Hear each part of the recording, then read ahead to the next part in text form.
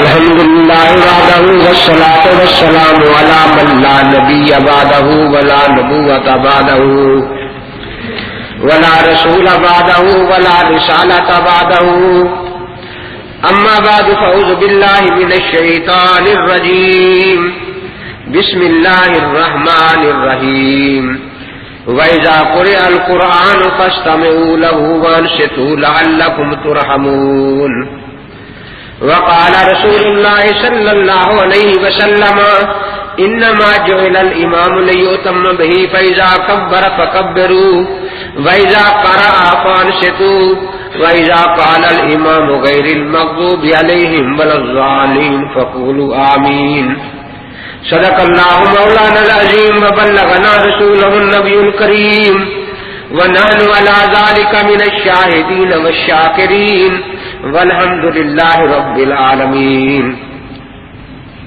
رب اشرح لي صدري ويسر لي امري واحلل عقدة من لساني يفقهوا قولي رب زدني علما وارزقني فهما سبحانك لا علم لنا الا ما علمتنا انك انت العليم الحكيم اللهم صل على سيدنا ومولانا محمد وعلى آل سيدنا ومولانا محمد وبارک وسلم وصلی علیہ.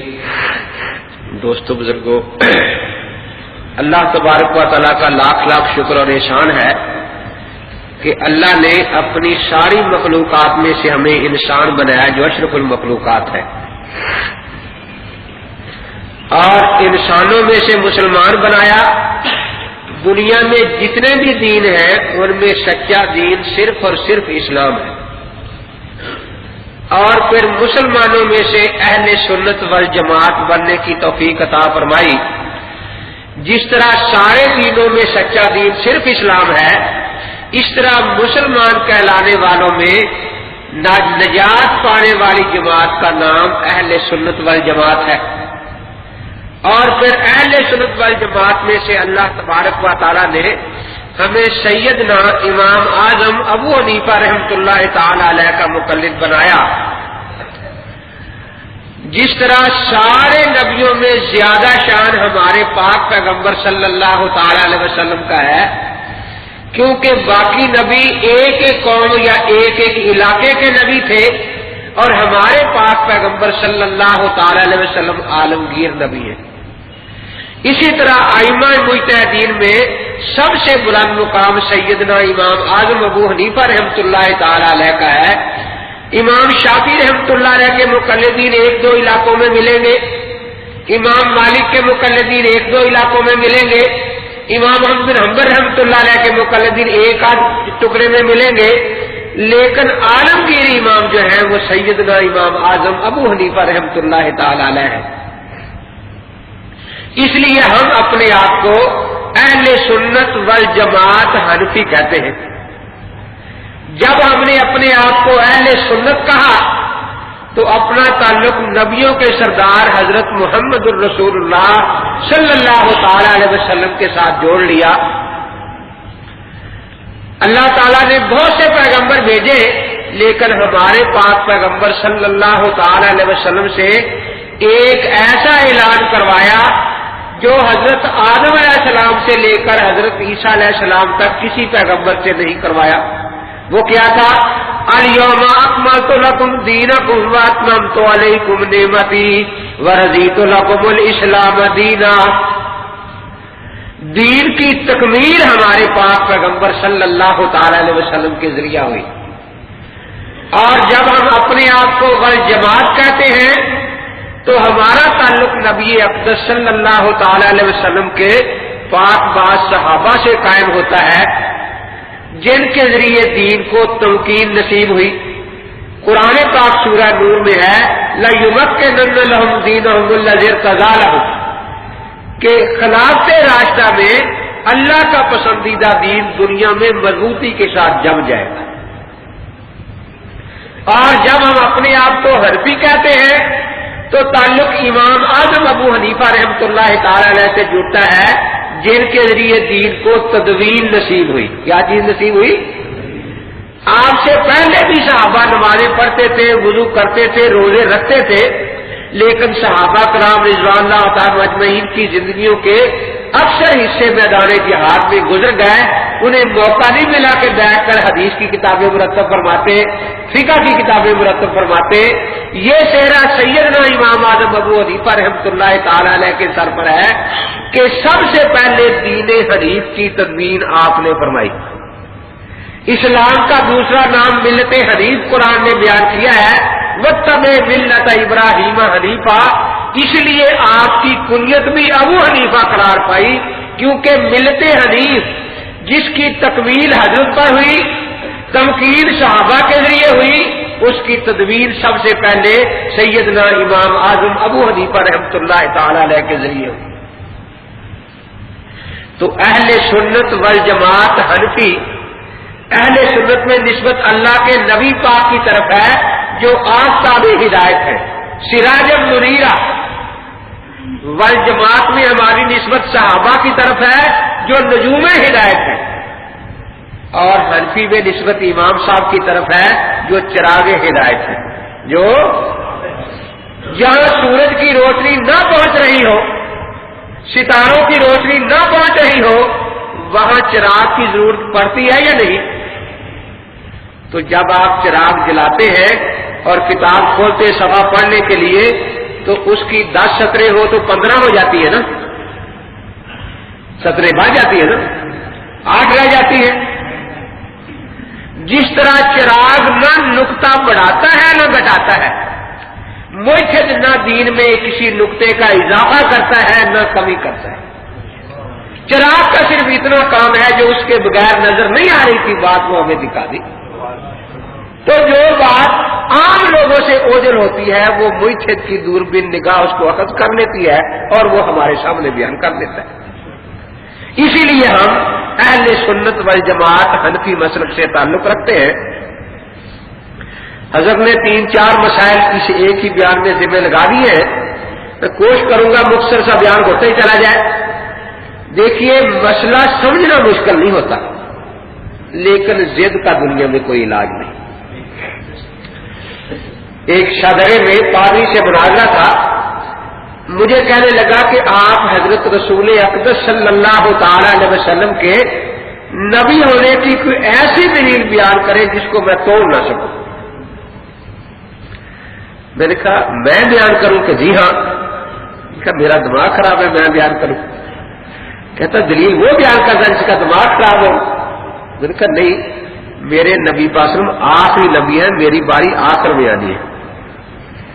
بہت سے نبیوں کو تو بھی پہلے مانتا ہے نا، ان کے نبی ہونے کی تو دلیل بیان کر تاکہ پیمانہ تو خود بنا لے، اور تیرا بنایا ہوا پیمانہ تجھے بڑی اچھی طرح سمجھ آئے گا، پھر انشاءاللہ ایک ہی دلیل کام کرے گی۔ اور اگر تو نے کوئی پیمانہ تیرے ذہن میں ہوا ہی نہ، میرے پیمانے کو تو مانے نہ، تو وقت ضائع ہوگا، کوئی فائدہ نہیں ہوگا۔ کہنے لگا جی حضرت موسیٰ علیہ السلام خدا کے سچے نبی ہیں، انہوں نے لاٹھی ماری دریا پر اور پانی میں راستے بن گئے۔ جزاک اللہ، بہت اچھی بات ہے۔ دیکھا وہ دریا پہلے آسمان پر تھا، دوسرے پر دیکھیے زمین پر تھا۔ دیکھا لاٹھی دریا سے کتنے میل دور رہی کہ پانی کے اوپر لگی جا کر۔ بہت اچھا، پانی پر موسیٰ علیہ السلام کی لاٹھی لگی، اس میں راستے بن گئے۔ یہ اتنا بڑا معجزہ ہے کہ اس معجزے کی وجہ سے یہودی بھی حضرت موسیٰ علیہ السلام کو نبی مانتے ہیں، عیسائی بھی نبی مانتے ہیں، مسلمان بھی نبی مانتے ہیں۔ اب میں نے کہا سیدہ آمنہ کے لال نے زمین پر کھڑے ہو کر چاند آسمان کی طرف اشارہ کر دیا انگلی سے، انگلی آسمان کو لگی جا کے چاند کو، دور ہی رہی نا، لیکن اللہ تعالی نے چاند کے 2 ٹکڑے کر کے دکھا دیے۔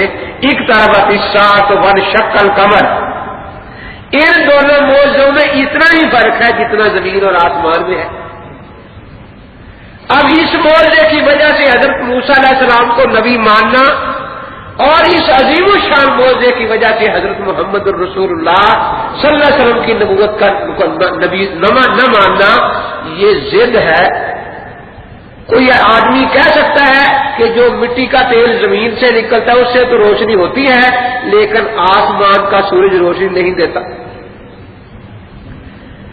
اب پیمانہ اس نے خود بنایا تھا نا، اس کے مطابق جب میں نے دلیل بیان کی اب خاموش، میں نے کہا زبان تو انشاءاللہ تیری گونگی ہو جائے گی، دل پھیرنا میرے پاس کی بات نہیں ہے، وہ اللہ تبارک و تعالیٰ کے قبضہ اختیار میں ہے۔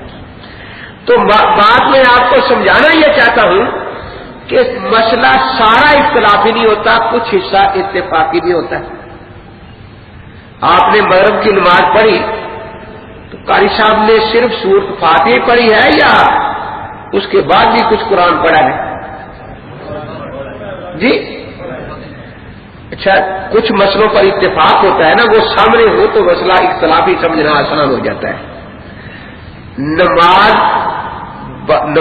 کے لیے اذان سنت ہے، اس میں پنڈی میں اختلاف تو نہیں؟ تو آپ نے سب نے اذان کہی نا مغرب کی، تو باقی سب نے خلاف سنت نماز پڑھی نا؟ جی کیا خیال ہے؟ کیا آپ جا کر باہر کہیں گے کہ ہم آج خلاف سنت بغیر اذان کے نماز پڑھ کے آئیں گے؟ کہتے ہیں آپ کیا کہیں گے کہ ایک مؤذن کی اذان سب کی طرف سے کافی ہوگی، ہماری اذان نماز سب کی اذان والی نماز ہے، ہم نے سنت کی کوئی مخالفت نہیں کی، اس کو وہ بھی مانتے ہیں نا غیر مقلد۔ تو ان سے آپ سوال پوچھیں تاکہ اتفاقی مسائل پہلے حل ہوتے جائے کہ آپ اس کی حدیث صحیح ستہ سے دکھائیں کہ ایک مؤذن کی اذان پورے محلے کے لیے کافی ہے، تاکہ پیمانہ سمجھ آتا جائے نا، آہستہ آہستہ بات ذہن میں اترتی جائے۔ پھر اقامت جماعت کے لیے سنت ہے نا جی، تو آپ نے سب نے اقامت کہی نا، وہاں سے وضو کیا اور اقامت کہہ کے پھر آ کے ملے، کیا خیال ہے؟ نہیں؟ تو اب آپ باہر جا کے کہیں گے ہم بغیر اقامت والی خلاف سنت نماز پڑھ کے آئے،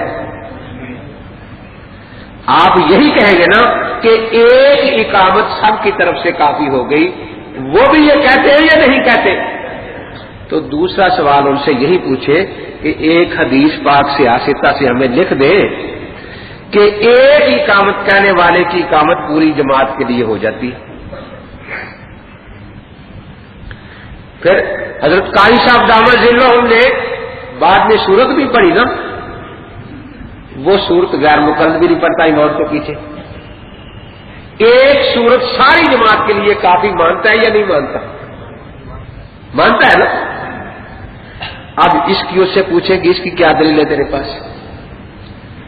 قرآن پاک کی کل 114 صورتیں ہیں نا،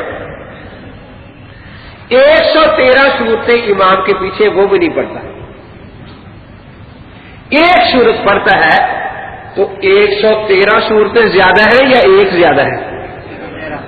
تو پہلے بڑا مسئلہ حل ہونا چاہیے نا۔ ہم انہیں کہتے ہیں کہ آپ کوئی ایسی حدیث یا آیت پیش کریں کہ 113 صورتیں امام کی پڑھی ہوئی سب کی طرف سے ہو جاتی ہیں، اب پیمانہ بھی وہ خود بنا لیں گے نا، اور مسئلہ سمجھنا بھی آسان ہو جائے گا۔ چنانچہ لاڑکانے میں میں نے یہی پہ لکھ کر بھیجا تھا عبد الرحمان کو کہ آپ کا یہ عمل ہے، آپ اس پر دستخط کریں۔ یہ 3 دن وہاں بیٹھ کے بھاگ گیا، دستخط نہیں کرتا کہ اسے پتا ہے کہ اس کا میرے پاس ثبوت نہیں۔ اب 113 صورتوں کے بارے میں جو وہ حدیث بیان کریں گے پیمانہ بن جائے گا یا نہیں؟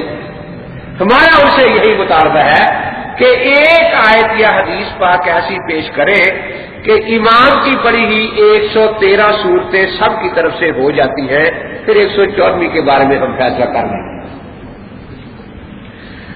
تو بھائی اگر وہ کچھ نہ پیش کریں تو وہ اہل حدیث ہوئے، پھر نہ قرآن پہ چاروں کے پاس نہ حدیث۔ یہ رمضان شریف میں تراویح میں قرآن پاک ختم ہوتا ہے نا، تو آخری دن کوئی دعا وغیرہ بھی ہوتی ہے، تو بیان بھی ہوتا ہے۔ ایک جگہ میں گیا تو قریب دوستوں کی مسجد تھی، وہ بھی 5 چر پھر رہے تھے۔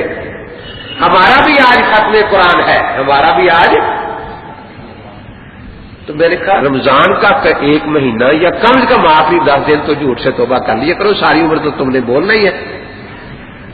کیونکہ تجربے کی بات یہ ہے کہ شیطان ایک سچ بول گیا تھا، لیکن غیر مقلد قسم نے ساری عمر میں ایک سچ بھی نہیں.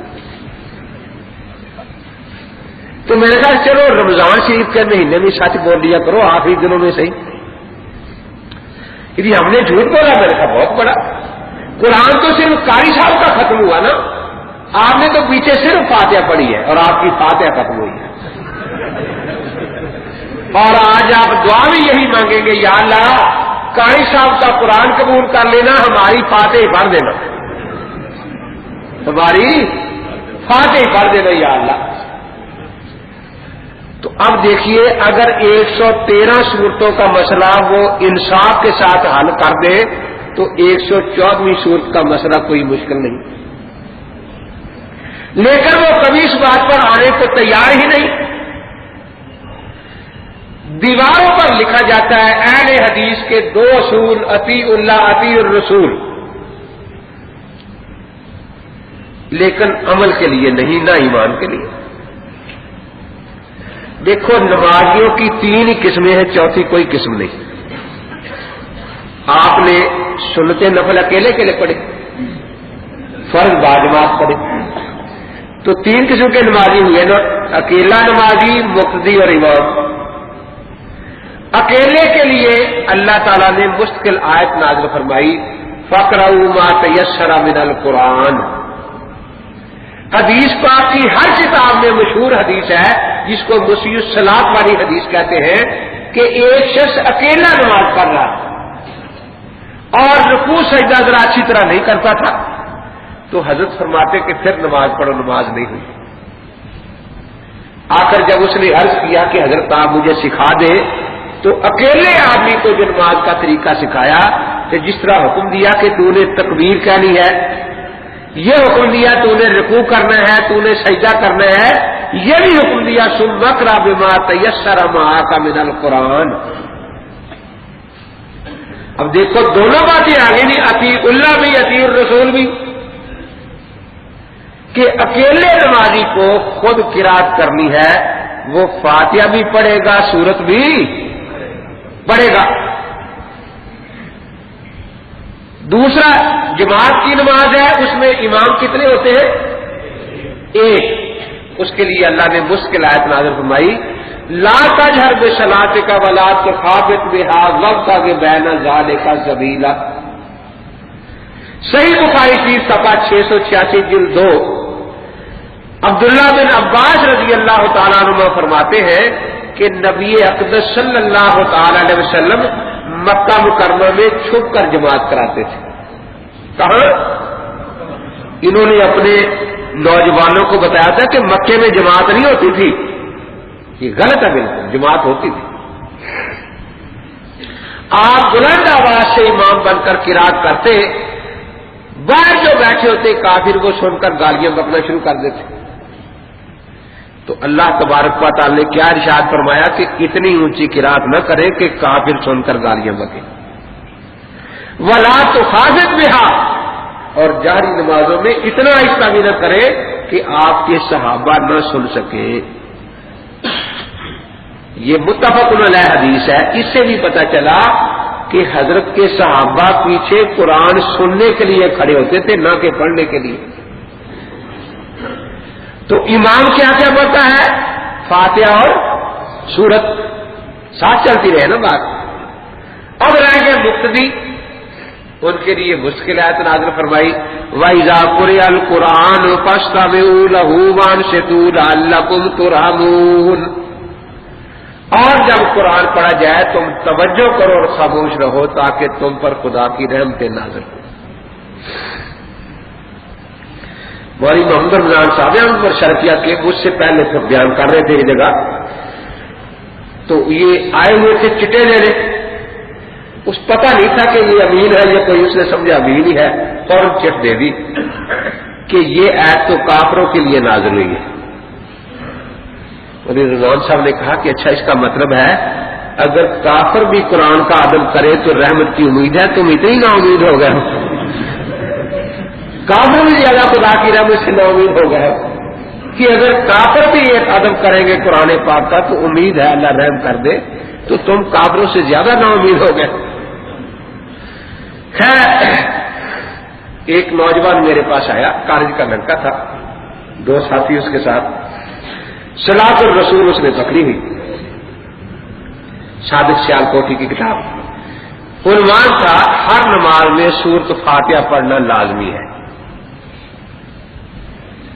اس میں حدیث پاک لکھی تھی کہ حضرت عبادہ بن صامت رضی اللہ تعالیٰ عنہ فرماتے ہیں کہ نبی اقدس صلی اللہ تعالی علیہ وسلم ایک نماز سے فارغ ہوئے جس میں آپ نے بلند آواز سے قرآن پاک پڑھا تھا، فرمایا میرے پیچھے کچھ نہ پڑھا کرو مگر فاتحہ،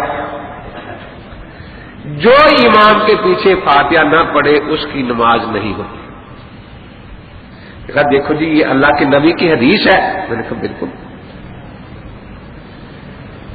تو پھر ہم نے یہ حدیث مان لی، آپ کیوں نہیں مانتے؟ آپ کو ضد ہے، آپ حدیث کو چھوڑ کر ابو حنیفہ کا قول مانتے ہیں، حالانکہ امام ابو حنیفہ رحمۃ اللہ علیہ پرکاب فرما گئے تھے کہ میرا قول حدیث کے خلاف ہو تو دیوار پر دے مارنا۔ ہم نے اس حدیث پر عمل کر کے اللہ کے نبی پاک کو بھی راضی کر لیا کہ ان کی حدیث پر عمل کر لیا، اور امام ابو حنیفہ کو بھی راضی کر لیا کہ ان کا قول دے مارا دیوار پر ان کے فرمان کے مطابق۔ آپ نے اس حدیث پر عمل چھوڑ کے اللہ کے نبی پاک کو بھی ناراض کر لیا، اور امام ابو حنیفہ بھی قیامت کو آپ کا ساتھ ہی دیں گے، وہ فرمائیں گے میں کہہ رہا تھا کہ میرا قول حدیث کے خلاف ہو تو دیوار پر دے۔ دیکھا اور کچھ فرمانا ہے وہ بھی فرما لیں کہ بس جی ہم محمدی ہیں تو منفی ہو، ہمارے پاس نبی کی بات ہے، آپ کے پاس امتیوں کی بات ہے۔ میں نے کہا حوالہ کس کتاب کا ہے؟ نسائی شریف کا جی۔ میں نے کہا عربی جانتے ہو کہ جی نہیں؟ میں نے ترجمے والی نسائی رکھ دی، اس غیر مقدم کا ترجمہ تھا۔ میں نے کہا یہی حدیث پڑھ لے ذرا، یہ جو جملہ ہے آخر میں کہ جس نے امام کے پیچھے فاتحہ نہ پڑھی اس کی نماز نہیں ہوتی، حوالہ نسائی کا ہے، نسائی میں تو ہے ہی نہیں، آخر اردو وہ بھی آپ کے سامنے، یہ بھی آپ کے سامنے۔ اب وہ پڑھتا رہا، دیکھتے رہے، یہ نسائی میں نہیں، اس نے جھوٹ بولا۔ میں نے کہا آپ خود ہی فرما لیں کہ کیا ہے، یہ تو جھوٹ ہی ہے۔ میں نے کہا اس کا جھوٹ ہے جس کا نام صادق ہے، جس فرقے کا صادق بھی اتنا جھوٹا ہو تو باقی لوگوں کا کیا حال ہوگا بیچاروں کا؟ یہ تو بہت زیادتی ہے۔ آگے سنیں، آگے میں کیا دیکھو جو بات اس نے صحیح کہی وہ تو مان لینی چاہیے کہ آگے یہ امام ابو حنیفہ کا قول نسائی شریف میں ہے۔ کن کا قول؟ میں نے کہا دیکھو پڑھو، وَإِذَا قُرِئَ الْقُرْآنُ فَاسْتَمِعُوا لَهُ وَأَنصِتُوا لَعَلَّكُمْ تُرْحَمُونَ۔ نہیں جی یہ تو اللہ تعالیٰ کا فرمان ہے۔ میں نے کہا نہیں، وہ کہتے تھے نا کہ ابو حنیفہ کا قول تم نے پھینکا دیوار پر، تو یہ تو خدا کے قرآن ہے جس کو تم نے دیوار پر مار دیا ہوا ہے۔ آگے اس میں وَإِذَا قُرِئَ پیسے باعث کا سیغہ ہے مجہور، تو اس کی تشریح حضرت نے کی کہ امام پڑھے گا اور مقتدی سنیں گے، وَإِذَا قَرَأَ فَأَنصِتُوا۔ تمہیں انہوں نے یہ بتایا کہ ہم نے حدیث مانی اور انہوں نے ابو حنیفہ کا قول مانا، ہم نے وہ قول دیوار پر پھینک دیا۔ میں نے کہا یہ قرآن دیوار پر پھینکا ہے، نبی کی حدیث پھینکی ہوئی ہے یا امام ابو حنیفہ کا قول پھینکا؟ دیکھ کے کہنے لگے، ایک ان میں سے بولا جی اس میں فاتحہ کا لفظ تو نہیں ہے نا، اس میں فاتحہ کا لفظ تو نہیں ہے نا۔ اچھا، میں نے کہا پچھلی حدیث میں کیا تھا کہ فاتحہ کے علاوہ باقی صورتوں سے حضور پاک نے منع کر دیا تھا۔ میں نے کہا اب صحابہ یاسین پڑھتے تھے کہ نہیں، اعزاز پڑھتے تھے کہ نہیں؟ میں نے کہا ایک ہی رہ گئی تھی منع ہونے سے، 113 صورتیں فرش والے نے منع کر دی، اور اس ایک سورت کے لیے عرش والے نے آیت نازل کر دی وَإِذَا قُرِئَ الْقُرْآنُ فَاسْتَمِعُوا لَهُ وَأَنصِتُوا لَعَلَّكُمْ تُرْحَمُونَ۔ اور آپ ثابت کریں کیا پڑھتے تھے؟ تو دین کامل ہے نا، تو میں نے کہا پورے قرآن کا مسئلہ سامنے آ گیا۔ اس کی تشریح میں جو آیت آتی ہے حدیث، اس میں بھی فاتحہ کا ذکر ہے، اذا کبر فکبروا، جب امام اللہ اکبر کہے تم اللہ اکبر کہو، یہ تکبیر تحریمہ ہے نا۔ وَإِذَا قَرَأَ فَأَنصِتُوا، جب امام قرآن پڑھے تم خاموش ہو جاؤ۔ تو امام سورت یاسین سے شروع کرتا نا قرآن پڑھنا، کیا خیال ہے؟ سورت تغابن سے جی، امیہ تشارون سے، کس سے شروع کرتا ہے؟ ان کی مسجد میں کس سے شروع ہوتا ہے؟ اگر اتنی بھی بات ہوتی تو مسئلہ بڑا واضح تھا، لیکن پاک پیغمبر صلی اللہ علیہ وسلم تو ان پڑھوں کو سمجھانے آئے، فرمایا جب امام غیر مغضوب علیہم ولا الضالین کہہ لے تم آمین کہہ لو۔ اب وہ کون سی صورت ہے جو امام نے آمین سے پہلے ختم کرنی ہے؟ سورہ احزاب ہے نا جی۔ تکبیر تحریمہ اور آمین کے درمیان کتنی صورتیں امام پڑھتا ہے جی؟ کیا نام ہے اس کا؟ فاتحہ یا کچھ اور بھی پڑھتا ہے؟ اب ضد کا دنیا میں کوئی علاج نہیں۔ حافظ صاحب کو روپڑی صاحب کو مناظرے میں نے یہ حدیث سنائی، 4 وکیل بیٹھے تھے بہاول نگر کے وہاں ٹیپ لے کے، وہ کھڑے ہو گئے، کہنے لگے مولوی صاحب آپ جب حدیث پڑھتے ہیں تو آمین تک پڑھتے ہیں اور یہ صرف اذا قرأ فانصتوا پڑھتے ہیں، اگر تو جتنی یہ پڑھتے یہ ہے تو پھر شاید شبہ ہو جائے کوئی کہ پتہ نہیں کون سی قرات مراد ہے، اور جتنی آپ پڑھتے ہیں اگر اتنی کسی حدیث کی کتاب میں تو ہمیں دکھا دیں۔ میں نے ابن ماجہ، ابو عوانہ، مسند احمد، غنیۃ الطالبین، یہ ساری کتابیں اس کو دے دی، میں نے کہا آپ صاحب کو دکھا دو جا کے۔ کہنے تو آپ صاحب دکھاؤ لا کے، لے گئے، دیکھی ہوئی ہے۔ تو میں نے کہا ضد کا کوئی علاج نہیں۔ ایک چودھری صاحب بیوی سے فرمانے لگے کہ کل ذرا دودھ میں میٹھا ڈال کے رکھنا، خیر ہے میں نے مناظرہ کر کے آنا ہے، پھر دماغ تازہ کر کے دودھ پیوں گا۔ کہ چودھری صاحب آپ نے مناظرہ کس بات پر کرنا ہے؟ اس بات پر کہ گائے کے سینگ ہوتے ہیں یا نہیں۔ چودھری صاحب یہ بھی کوئی مسئلہ ہے، وہ دیکھو نا بڑی گائے کھڑی ہے سینگ ہے اور وہ بڑی کھڑی کے سینگ نہیں ہے، تو تیرا کام ہے دودھ گرم کرنا، میٹھا ڈالنا، مناظرہ میں نے کرنا ہے تو نے کرنا ہے۔ چودھری صاحب اچھی دنیا میں عزت بنی ہوئی ہے، جب آپ کل یہ کہیں گے کہ گائے کے سینگ نہیں تو سارے لوگ یہی کہیں گے نا کہ چودھری صاحب 17 ہو گئے، دماغ ٹھیک نہیں رہا، گائے اور گدھی کا فرق یاد نہیں رہا۔ آپ مجھے ہی بتائیں کہ کیا کریں گے؟ وہ کہیں گے گنو 1 2، پھر کیا کریں گے؟ کہ میں اتنا کمزور مناظر نہیں ہوں کہ گن کے مان لوں۔ وہ کہیں گے یہ سینگ پکڑو، میں پکڑ لوں گا، کہیں گے یہ پکڑو، میں پکڑ لوں گا، سینگ ہے نہیں ہے، نہیں ہے، نہیں ہے۔ دیکھا پھر آپ کو کوئی شکست نہیں دے سکتا۔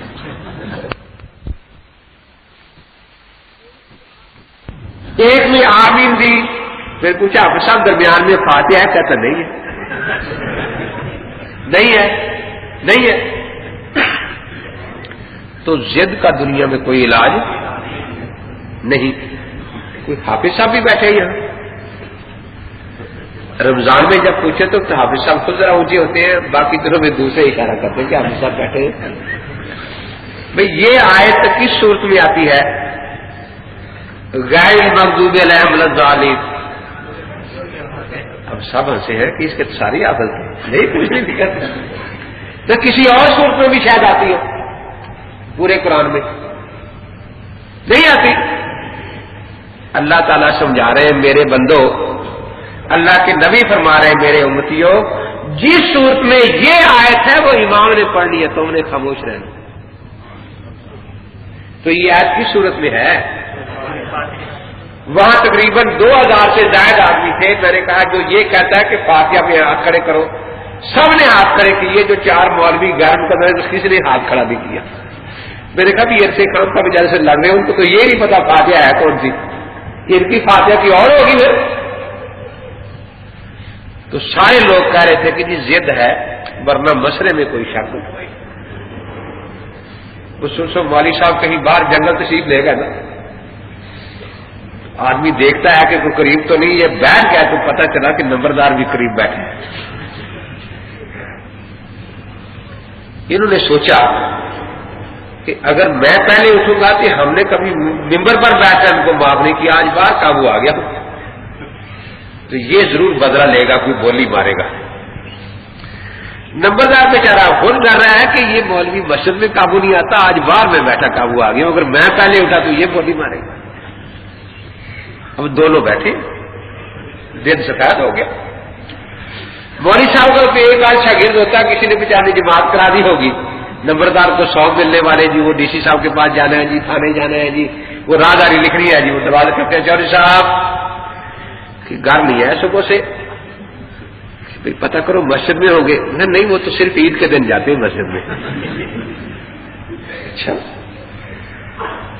بچی کو بھیجا ہوا ہے، ناشتہ بھی ٹھنڈا ہو رہا ہے، پتہ نہیں کہاں ہے. وہ بچی بیچاری تلاش کرتی گئی تو دیکھا کہ باہر ابا جی بیٹھے.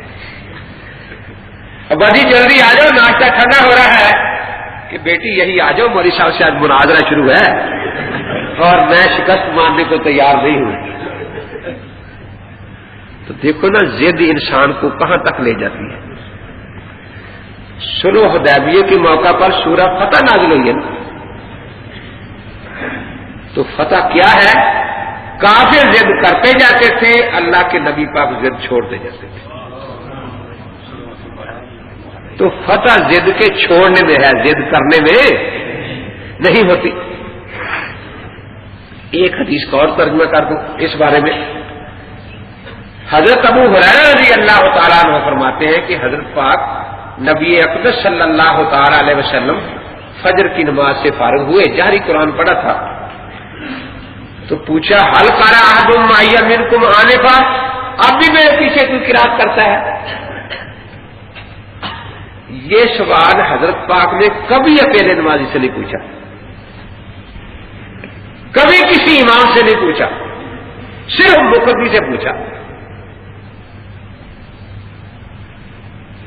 تو خاموشی، دوبارہ پوچھا، خاموشی. معلوم ہوتا ہے پڑھنے والے نے اتنی آہستہ پڑھی تھی کہ ساتھ والے کو پتہ نہیں چلنا، ورنہ وہ عرض کرتا کہ حضرت یہ بیٹھے ہیں. تیسری مرتبہ ایک فقال رجل انا یا رسول اللہ، حضرت ایک میں نے پڑھی.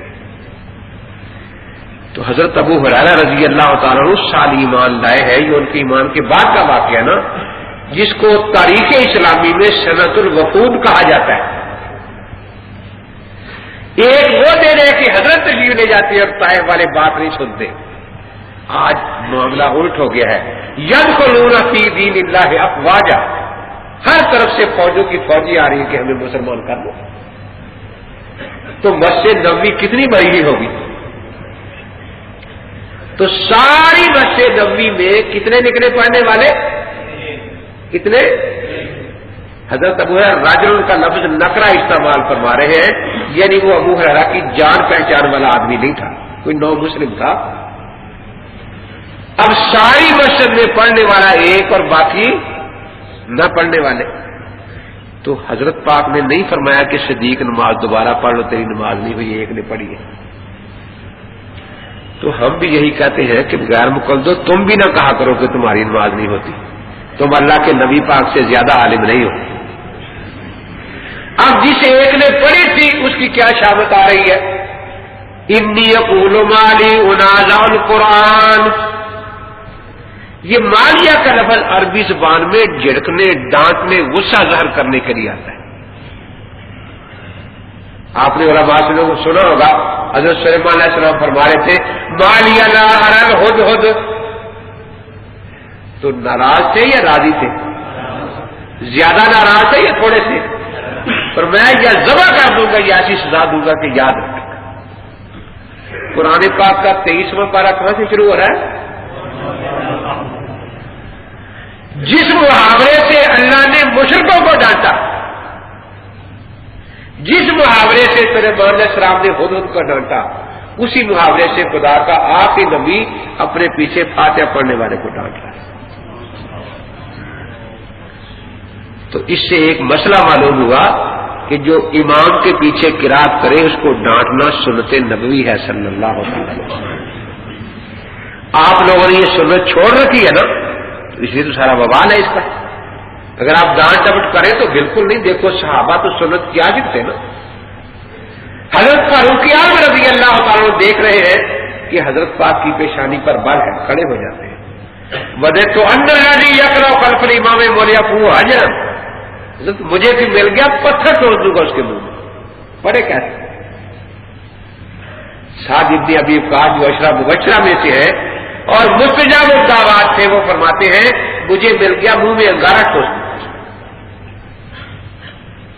حضرت عبداللہ بن مسعود فرماتے ہیں کہ وہ پتھر تلاش کرنے جائیں گے یہ انگارہ، مجھے جو کچھ مل گیا ترابن اور نتنم، مٹی یا گندگی جو بھی مل گئی وہی منہ میں بھر دوں گا اس کے۔ اب تو وقت مختصر ہے، اس وقت میں نے 33 ڈانٹیں سنائی، 33 صحابہ تابعین۔ حافظ صاحب نے پہلی دفعہ سنا تھا کہ ڈانٹنا بھی سنت ہے، بڑے پریشان ہوئے، جوابی طریقے کھڑے ہوئے تو منہ پرلی طرف کر لیا۔ میں بائک لے کر میل پر چڑھ گیا، میں نے کہا نگاہیں نہ پھیرو چلے جائیں گے ہم، نگاہیں نہ پھیرو چلے جائیں گے ہم، مگر یاد رکھنا کہ یاد آئیں گے ہم۔ کیسی ہوگی حشر میں وہ آنکھ شرمائی ہوئی، ہائے کیسی اس بھری محفل میں رسوائی ہوئی۔ غیر مقدو حق سے ہے انکار کیوں، سچ کا ہے دعویٰ جھوٹ سے اتنا پیار کیوں؟ وہ سمجھ گیا کہ ماسٹر ہے، اب شعر پڑھنے شروع کر دیے ہیں، اس نے منہ اس طرف کر لیا، کہتا ہے یہاں ربی یا اللہ توبہ یا اللہ توبہ یا اللہ توبہ۔ میں نے کہا یا اللہ یہاں تک لے آئے، قبول کرنا تیرا۔ اسلام محمد امین وقاری صاحب، میں نے کہا یہاں تک تو یا اللہ میں لے آیا ہوں، اب ایک قبول کرنا تیرا کام ہے۔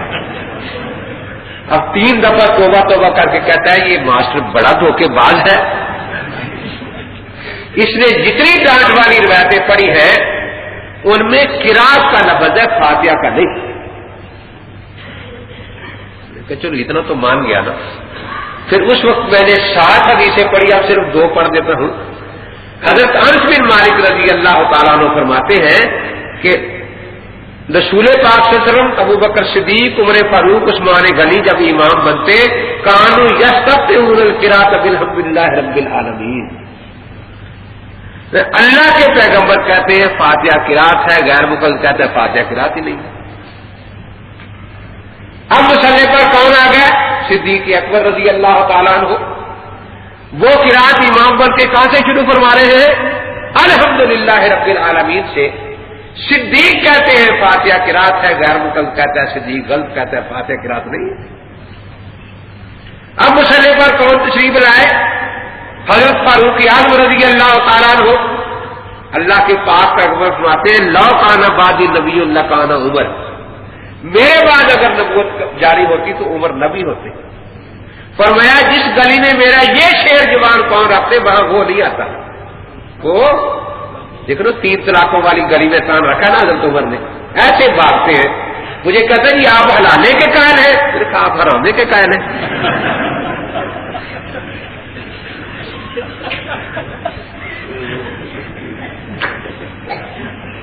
20 تراویح کی گلی میں حضرت عمر کا پاؤں ہے نا، دیکھو کیسے بھاگ بھاگ کر نکلتے ہیں مسجد سے۔ اب حضرت عمر مصلی پر تشریف لائے، امام بن گئے تو کہاں سے قرات شروع فرمائی؟ فاروق کہتے ہیں فاتحہ قرات ہے، غیر مقلد کہتا ہے فاتحہ قرات ہی نہیں۔ اب حضرت عثمان آ گئے۔ کون عثمان؟ جس سے عرش کے فرشتے بھی حیا کرتے ہیں۔ میں نے کہا شاید تیری قسمت میں بھی حیا آ جائے۔ کہتے ہیں مدودے پہ کیا میں کیوں کروں؟ وہ امام بنے کہاں سے قرات شروع فرما رہے ہیں؟ اس کے ساتھ دوسری حدیث بھی سن لیں، مصنف عبد الرزاق کی دوسری جلد میں ہے ان نبی صلی اللہ علیہ وسلم ابا بکر و عمر و عثمان کانوا ینہون عن القراءۃ خلف الامام. اللہ کے نبی قراءت سے شروع فرما رہے ہیں الحمد سے, اور پچھلوں کو منع کر رہے کہ نہیں کرنا. یہ کہا کرتے ہیں منع کا لفظ دکھاؤ, میں منع والی حدیث پڑھ رہا ہوں. صدیق قراءت کہاں سے شروع فرما رہے ہیں امام بن کے, اور پچھلوں کو منع فرما رہے ہیں. فاروق قراءت کہاں سے شروع فرما رہے ہیں امام بن کے الحمد سے, اور پچھلوں کو منع فرما رہے ہیں. حضرت عثمان کہاں سے شروع فرما رہے ہیں اور پچھلوں کو منع فرما رہے ہیں.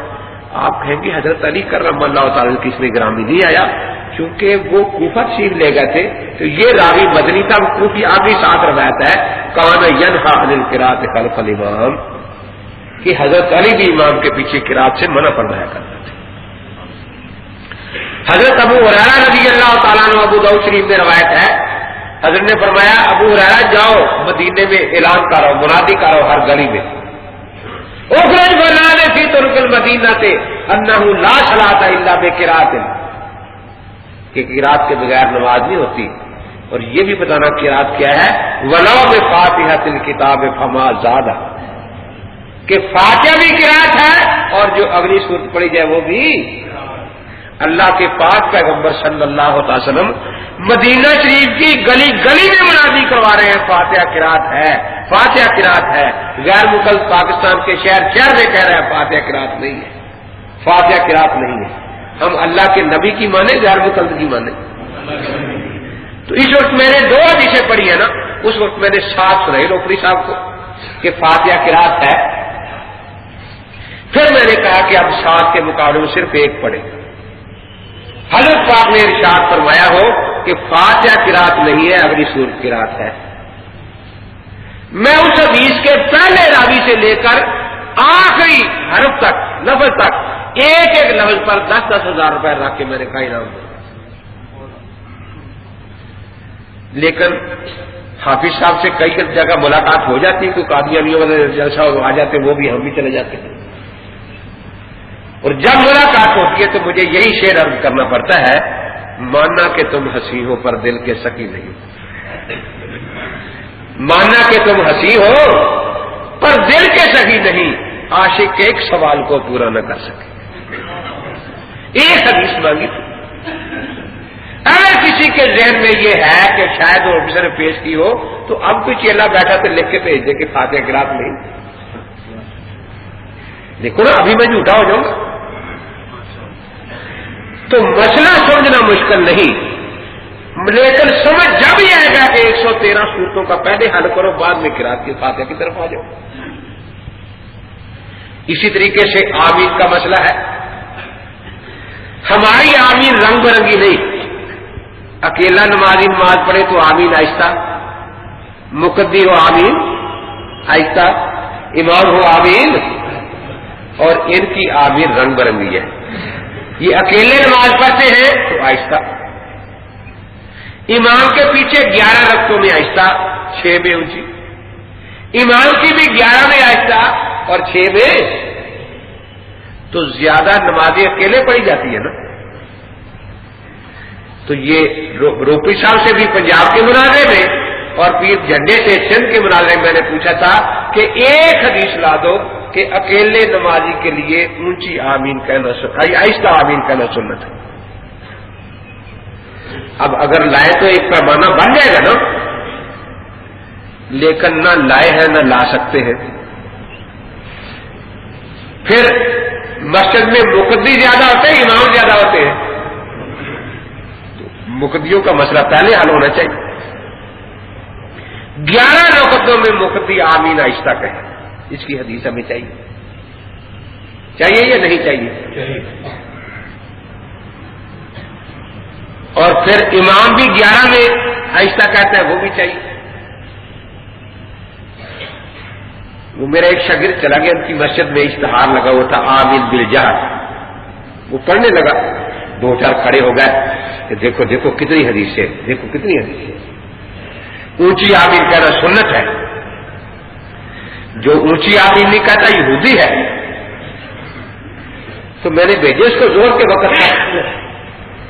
اب وہ اشتہار پڑھ رہا ہے اور پھر پیچھے دیکھ لیتا ہے, پھر اشتہار پڑھنے لگتا ہے.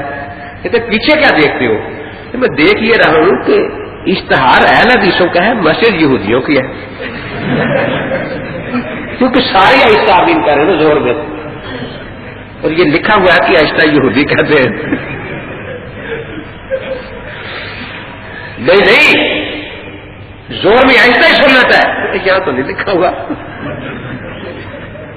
چلو دکھاؤ کہیں، کہاں سے بیچارے دکھائے. میں نے پیر وزیر شاہ صاحب سے کہا چپیر جھنڈے سے کہ 23 سالہ دور نبوت میں ایک دن ایک صحابی نے حضرت کے پیچھے ایک نماز کی ایک رکعت میں اونچی آمین کہی. میں 10,000 روپے فی حدیث انعام دوں گا، کوئی ہے تو پیش کرے. 30 سالہ دور خلافت راشدہ میں کسی ایک خلیفہ راشد نے امام بن کر یا مقتدی بن کر یا ان کے ہزاروں مقتدیوں میں سے کسی نے ایک دن ایک نماز کی ایک رکعت میں خلیفہ راشد کے پیچھے اونچی آمین کہی ہو، بھیجتے جائے 10,000 روپے فی روایت ہم انعام دیں گے. لیکن نہ خنجر اٹھے گا نہ تلوار ان سے، یہ بازو میرے آزمائے. اور میں عرض کر رہا ہوں کہ اطیع اللہ اطیع رسول صرف دیوار پر لکھنے کے لیے، ماننے کے لیے نہیں. ہمارے ہاں یہاں بھی یہی اصول ہے. میں نے مغرب کو جو درس میں اس میں عرض کیا کہ ہمارے ہاں آمین دعا ہے. سورہ یونس میں اللہ تبارک و تعالیٰ نے حضرت موسیٰ علیہ السلام کی دعا کا ذکر فرمایا ہے. قال موسیٰ واحد کا صیغہ، آگے وہ حضرت موسیٰ علیہ السلام کی دعا ذکر ہے. آدمی پڑھتا ہے کہ موسیٰ علیہ السلام دعا مانگ رہے ہیں، جب دعا ختم ہوتی ہے تو اللہ کی طرف سے قبولیت آ جاتی ہے. فرماتے قد اجیبت دعوتکما، دونوں کی دعا قبول ہوگی. دیکھتا ہے آدمی کہ دوسرا کون ہے اور اس کی دعا کہاں ہے. احادیث بھی اور امت کا اجماع بھی اسی پر ہے، مفسرین کا بھی، سب کا یہ بھی مانتے ہیں کہ دوسرے حضرت ہارون علیہ السلام تھے، ان کی دعا کیا تھی؟ انہوں نے حضرت موسیٰ علیہ السلام کی دعا پر آمین کہہ لی تھی. تو اللہ تعالی نے کیا فرمایا؟ دونوں کی دعا قبول. تو آمین کو دعا فرمایا نا. اب قرآن سے پوچھو کہ دعا کے بارے میں کیا ہے، اور میں ادعوا ربکم تضرعا و خفیہ، خفیہ کے میں نے اذان دینا ہوتا ہے آمین کی. ایک قاری صاحب مجھے بتانے لگے کہ یہاں میرا مامو سسرگار کو کرنے دیتا، کبھی آئے نا تو بہت اونچی آمین کرنا ہے. ایک تو دفعہ تو میں خاموش رہا، ادھر میں نے کہا کہ مامو جی کوئی حدیث آمین بالجہر کا مسئلہ نہیں، یہ لاؤ کہ زور کتنا کرنا، ایڑیاں اٹھا کے ٹیل کی نہ لانا. یہ اذان کتنی اونچی ہونی چاہیے آمین کی، یا زے ذرا مجھے دکھائیں. کہتے پھر اس نے آمین اونچی کرنی بند کر دی. نواب صدیق حسن نے دہلی میں جماعت کروائی، کوئی تیز غیر مکلف تھا پیچھے، بہت اونچی آمین کہی. نواب صاحب نے پوچھا کہ بھی کس نے اتنی اونچی آمین کی تھی؟ وہ بڑا خوش ہوا کہ جی میں نے ریک تھا پر مارا. آمین تھی، اذان تھی.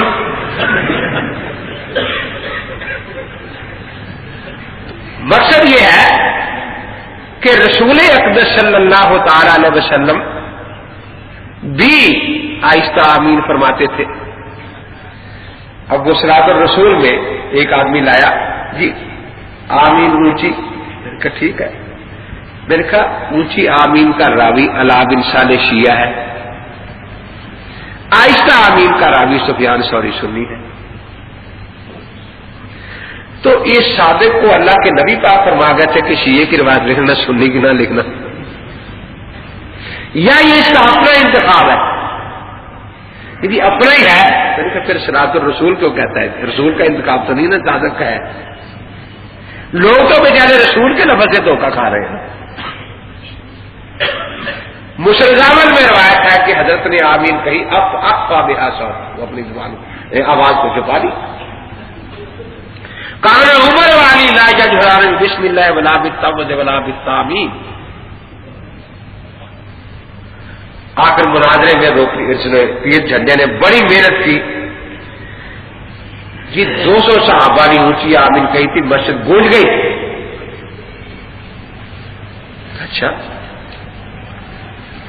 میں نے کہا حضرت کے پیچھے، رسول پاک کے پیچھے کہ نہیں؟ یہ صدیق اکبر کے پیچھے؟ جی نہیں. دیکھیے حضرت عمر کے زمانے میں؟ جی نہیں. حضرت عثمان کے زمانے میں؟ جی نہیں. حضرت علی کے زمانے میں؟ کہ جی نہیں. حضرت امام حسن کے دور میں؟ کہ نہیں. حضرت معاویہ کے دور میں؟ کہ نہیں. کب کہی تھی؟ کہ حجاج بن یوسف کے دور میں.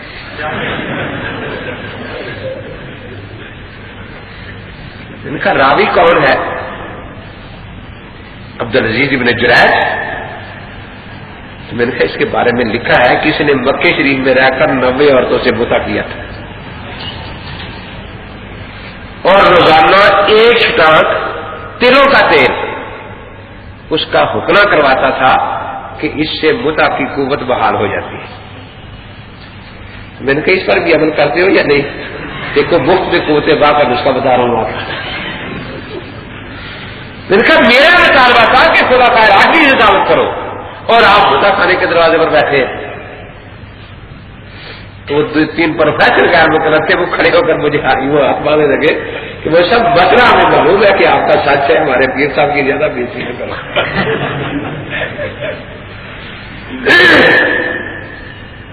تو بھئی جس جگہ یہ آمین آہستہ کہتے ہیں اس پر یہ پیمانہ بنا لیں، اس کی دلیل ہمیں دے تو آسانی سے مسئلہ سمجھ جائے گا نا. لیکن نہیں. ایک دن ایک نوجوان ہمارا جلسہ تھا ان کا عشاء میں، وہ بعد میں سنتے پڑھ رہا تھا. ایک بابا جی یہ بیٹھ گیا، کہا کہ بابا جی یہ جو آپ نے آمین آہستہ کہی ہے سنتوں میں، یہ حدیث میں ہے؟ ہاں ہاں آؤ دکھاؤ. لے گیا مولوی صاحب کے پاس. بولے صاحب یہ دکھاؤ سنتوں میں آمین آہستہ ہے. کہ بابا تیرا دماغ خراب ہے، یہ تو امین کا شاگرد ہے، خان مدار سے آیا ہے، شرارت کرتا ہے. لڑکوں کے بعد بڑے ذہین ہوتے ہیں نا.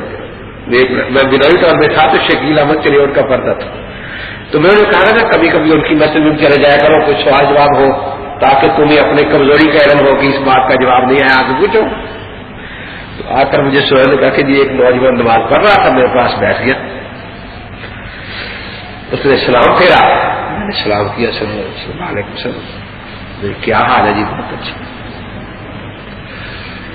میں نے پوچھا آپ کے والد صاحب حیات ہیں؟ کہ جی ہاں ماشاء اللہ. کیا بات ہے؟ نہیں ویسے میں نے پوچھا کسی باہر والے ملک میں رہتے ہیں؟ کہ نہیں نہیں یہی رہتے ہیں. کیوں بات کیا ہے؟ کہ آپ اپنی والی نماز پڑھ رہے تھے. میں نے کہا ابا جی نہیں ہے، آپ امی میری نماز پڑھ رہے تھے نا. میں نے سمجھا شاید ابا جی بہت ہو گئے، امی کو جس طرح دیکھا اس طرح پڑھنی شروع کر دی. جی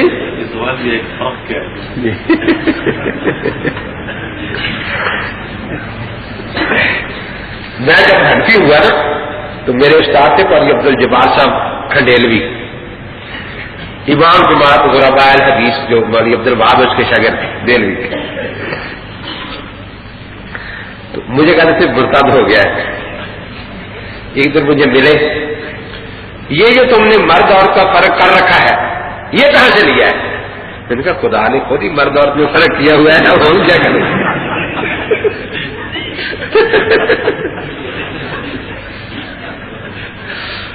بڑے غصے ہوئے. دیکھا جب آپ آتے ہیں تو ٹوپی یوں پھینکتے اور اللہ اکبر.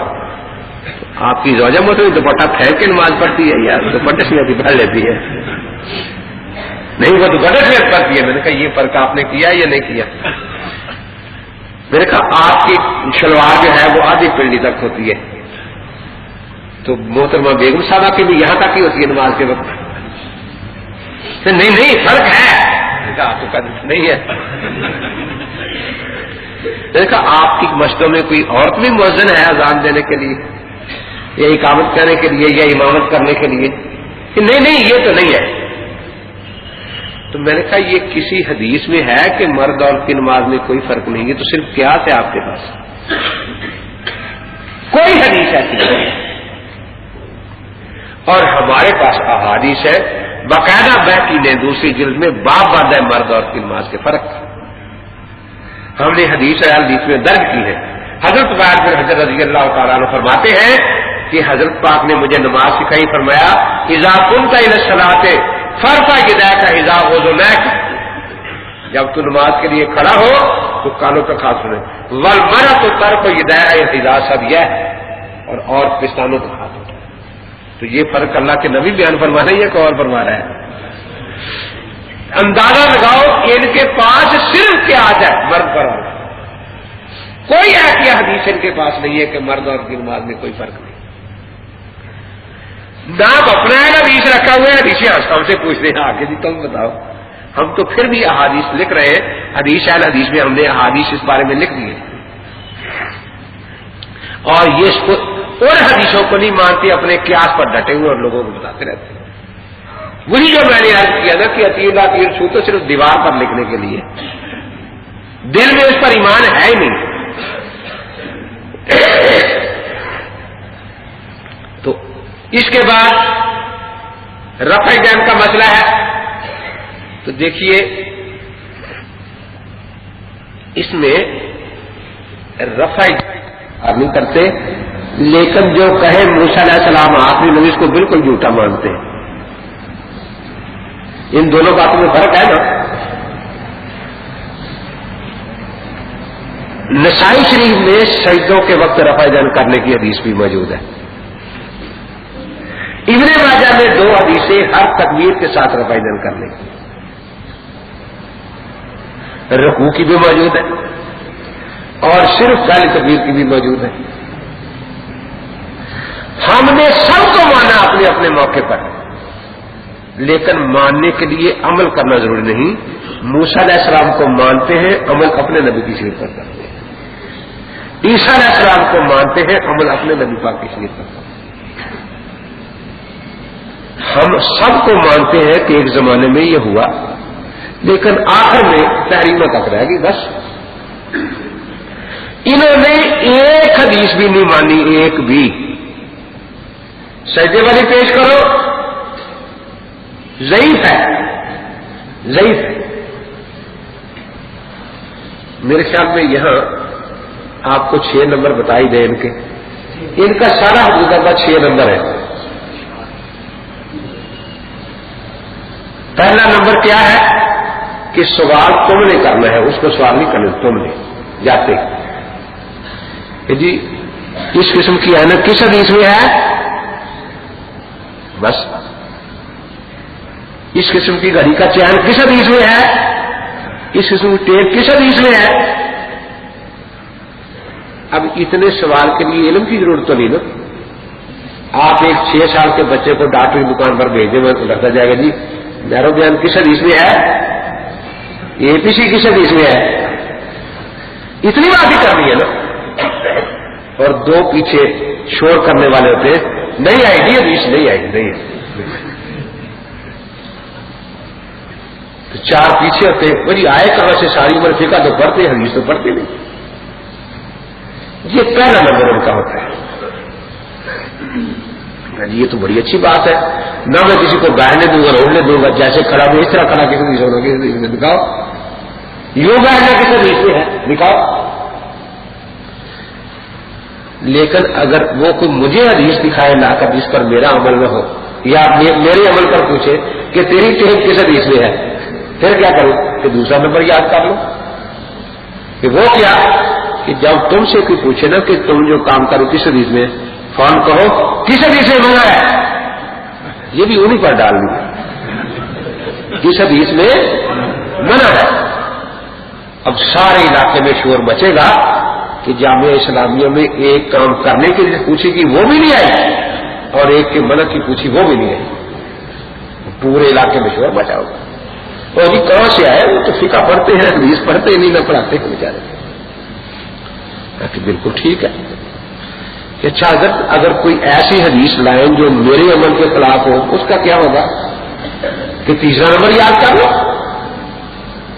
وہ کیا کہ بس جا کے اعلان کر دینا کہ جیسے رافضی حضرت کے 1,00,000 سے زیادہ صحابہ میں سے 4-5 کو مانتے ہیں، ہم حدیث کی سینکڑوں کتابوں میں سے صرف 6 مانتے، باقی نہیں مانتے،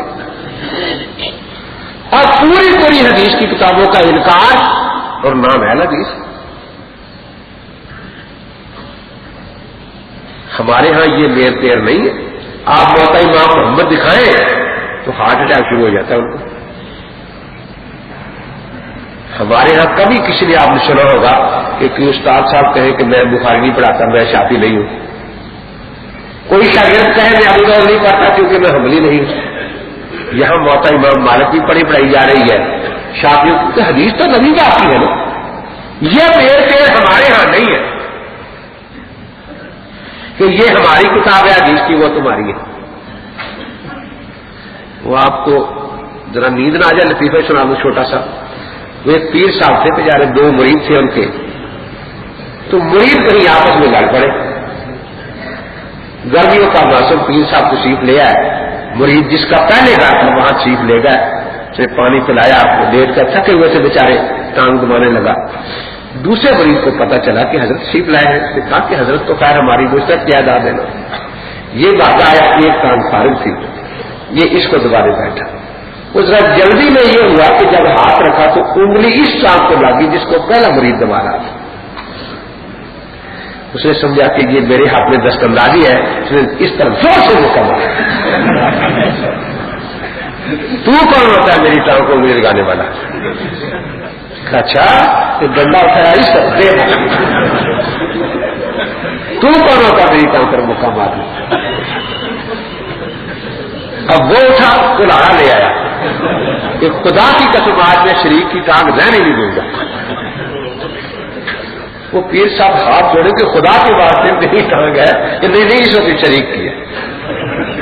تو بات ہنسنے کے لیے رونے کی ہے، دہاوی شریک کی ٹانگ ہے، کتنی حدیثیں ہو، اور اس میں آپ سے بھی مجھے شکایت ہے، آپ پھر کہتے ہیں جی بخاری والی دکھاؤ۔ کیوں بھائی ہم کیوں ان کو انکار حدیث کریے بہانہ میں؟ جس کتاب کا وہ انکار کرے پہلے سناؤ اسی کی حدیث ہے، تاکہ لوگوں کے سامنے کھلے کہ یہ لوگ منکر حدیث ہے۔ پہلے وہی حدیث کتابوں سے سناؤ۔ ویسے بھی تو امام بخاری کے دادا استاد ہے نا امام محمد رحمۃ اللہ علیہ، امام بخاری شاگرد ہے یحییٰ بن معین کے، اور یحییٰ بن معین شاگرد ہے امام محمد رحمۃ اللہ تعالی علیہ۔ تو ان کے ہاں اس نے کہا کہ کہنا صرف 6 کتابیں مانتا ہوں۔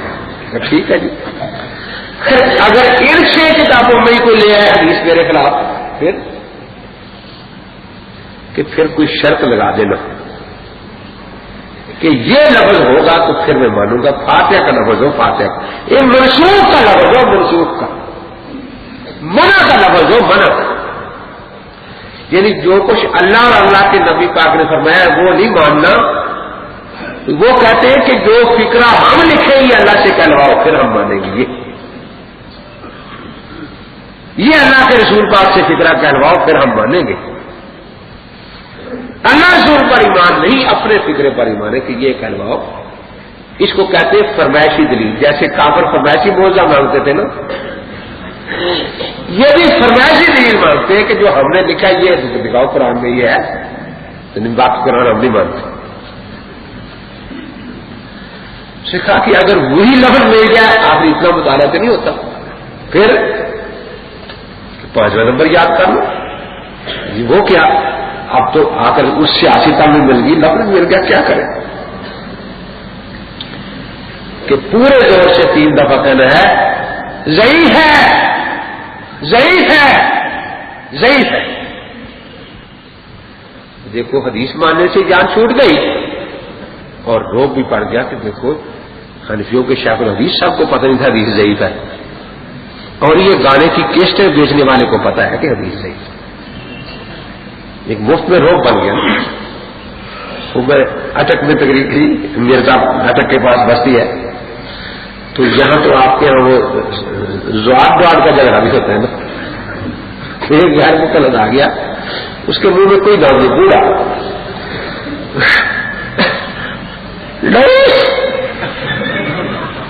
مجھے نہ پتہ لگے کیا کہتا ہے بابا، کیا ہے مجھے پھر نہیں سمجھ آیا کیا ہے۔ پتا لگا کہ اچھا 5واں نمبر سنا رہا ہے بیچارہ. میری تقریر کے 2 پیٹنٹ جواب ان کے پاس ہوتے ہیں پکے پورے ملک میں. اگر میں نے کہیں امام صاحب رحمۃ اللہ کا ذکر کر دیا تقریر میں، امین کی نیوز سنی تھی، ابو حنیفہ کرتا رہا، اللہ رسول کا نام نہیں دیا اسے. سورے علاقے میں یہی پروفیسر تھا.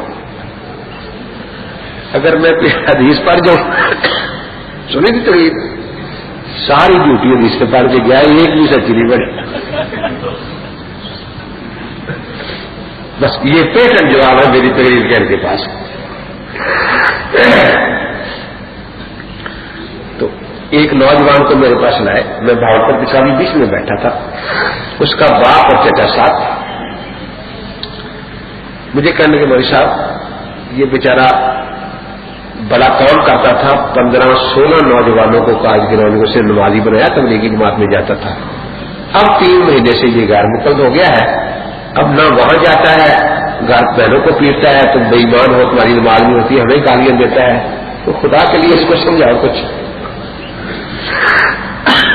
میں نے سبق پڑھایا تھا، میں نے ہاتھ چلتا ہے، اگر آپ چاہتے ہیں تو بیٹھ کر سنیں، ورنہ باہر بیٹھ جائے، اس کے بعد میں فارغ ہو کر بات کروں گا. وہ لڑکا نہیں بیٹھا، خیر وہ بیٹھ کے سننے لگے، باہر چلا گیا. بعد میں جب میں فارغ ہوا بلایا، ہاں جی فرمائیے. صرف ایک حدیث، صرف ایک کہ رسول پاک صلی اللہ علیہ وسلم نے ایک نماز بھی بغیر رفع دین کے پڑھی ہو، صرف ایک. جیسے بیچارے حنفی بالکل یتیم مسکین ہے. میں نے کہا میں 20 سناؤں گا لیکن تو نے مانی ایک بھی نہیں. صحیح سنانا، صحیح. بیٹا یہی جھگڑا ہوگا، میں تو کہوں گا صحیح ہے، تو کیا کر نہیں.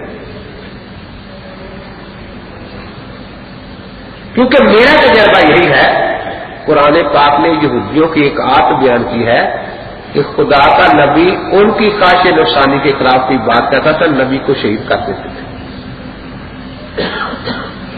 غیر مقلدوں کے سامنے نبی پاک تو نہیں ہے، کوئی حدیث پڑھ کے دیکھے کس نے درجے سے اس کو شہید کر دیا، نبی پاک کی حدیث.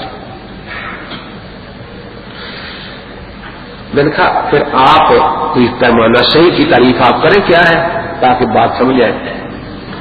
آپ سمجھانا نہیں چاہتے. میں نے کہا نہیں، میں سمجھانا چاہتا ہوں، میں چاہتا ہوں کہ مسئلہ سمجھا دوں، دل پھیرنا میرے بس کی بات نہیں. کیسے سمجھائیں گے؟ میں نے کہا تو ایک حدیث بیان کر رفع دین کی جو صحیح ہو تاکہ پیمانہ بن جائے. اور کوشش یہ کرنا، یہ میں نے لفظ لگایا ساتھ کہ آخری زمانے کی ہو، تاکہ حضرت وائل والی سنائی یا مالک بن غیر زبانی. بالکل جی ٹھیک ہے. حضرت وائل بن حجر رضی اللہ تعالیٰ عنہ حضور پاک کی خدمت میں 9 ہجری میں حاضر ہو گئے. 9 ہجری کہا حدیث میں ہے. حضرت کو رفع دین کرتے دیکھا. میں نے کہا کہو. پہلی دلیل کے وقت رکوع جاتے اٹھتے، میں نے کہا سجدوں کے وقت کہ نہیں. تیسری رکعت کے شروع میں اور دیکھا. پھر 10 ہجری میں دوبارہ تشریف لائے، پھر حضرت پاک کو رفع دین کرتے دیکھا. 10 ہجری تک رفع دین میں نے ثابت کر دی ہے. 11 ہجری میں حضرت 2 ماہ اور 11 دن دنیا میں حیات رہے. آپ ان 2 ماہ 11 دنوں میں اس کا منسوخ ہونا ثابت کر. میں نے سمجھا کہ اس نے حدیث ابو داؤد شریف سے سنائی ہے. میں نے بھی ابو داؤد شریف سے حضرت عبداللہ بن مسعود رضی اللہ تعالیٰ کی حدیث سنا دی کہ وہ فرماتے آؤ اللہ کے نبی پاک والی نماز سکھاؤ. اپنی بھی نبی پاک. انہیں پہلی تکبیر کو رفع دین کی، پھر نہیں کی. جب میں نے سنا تو مجھے کہتا بس ہے. میں نے کہا بس کو کیا ہو گیا ہے؟ بس یہی سنانی تھی. کہ کیا ہو گیا؟ جھوٹی حدیث ہے. کیوں جھوٹی کیوں ہے؟ حنفیوں کو پتہ نہیں اسماء الرجال کا. اس کی سند میں عاصم بن کلیب راوی ہے، وہ جھوٹا ہے. پتہ تو مجھے بھی تھا کہ اس میں عاصم بن کلیب ہے، میں نے کہا ذرا اس کا دل بڑھانا چاہیے. میں نے کہا اس شک میں ہے کہ جی ہاں دیکھ لیتے ہیں. میں نے جو کھولی ابو داؤد شریف تو بہت سے واقعہ یہ دیکھو آسم بالکل ہے. یہ بڑا ہنسا جیسے کوئی بڑی نئی بات مجھے بتا دی ہے. میں نے کہا یہ آسم بن کلام واقعی ضعیف ہے. بالکل جی کوئی گنجائش نہیں روایت کے قبول کرنے کی, بالکل نہیں.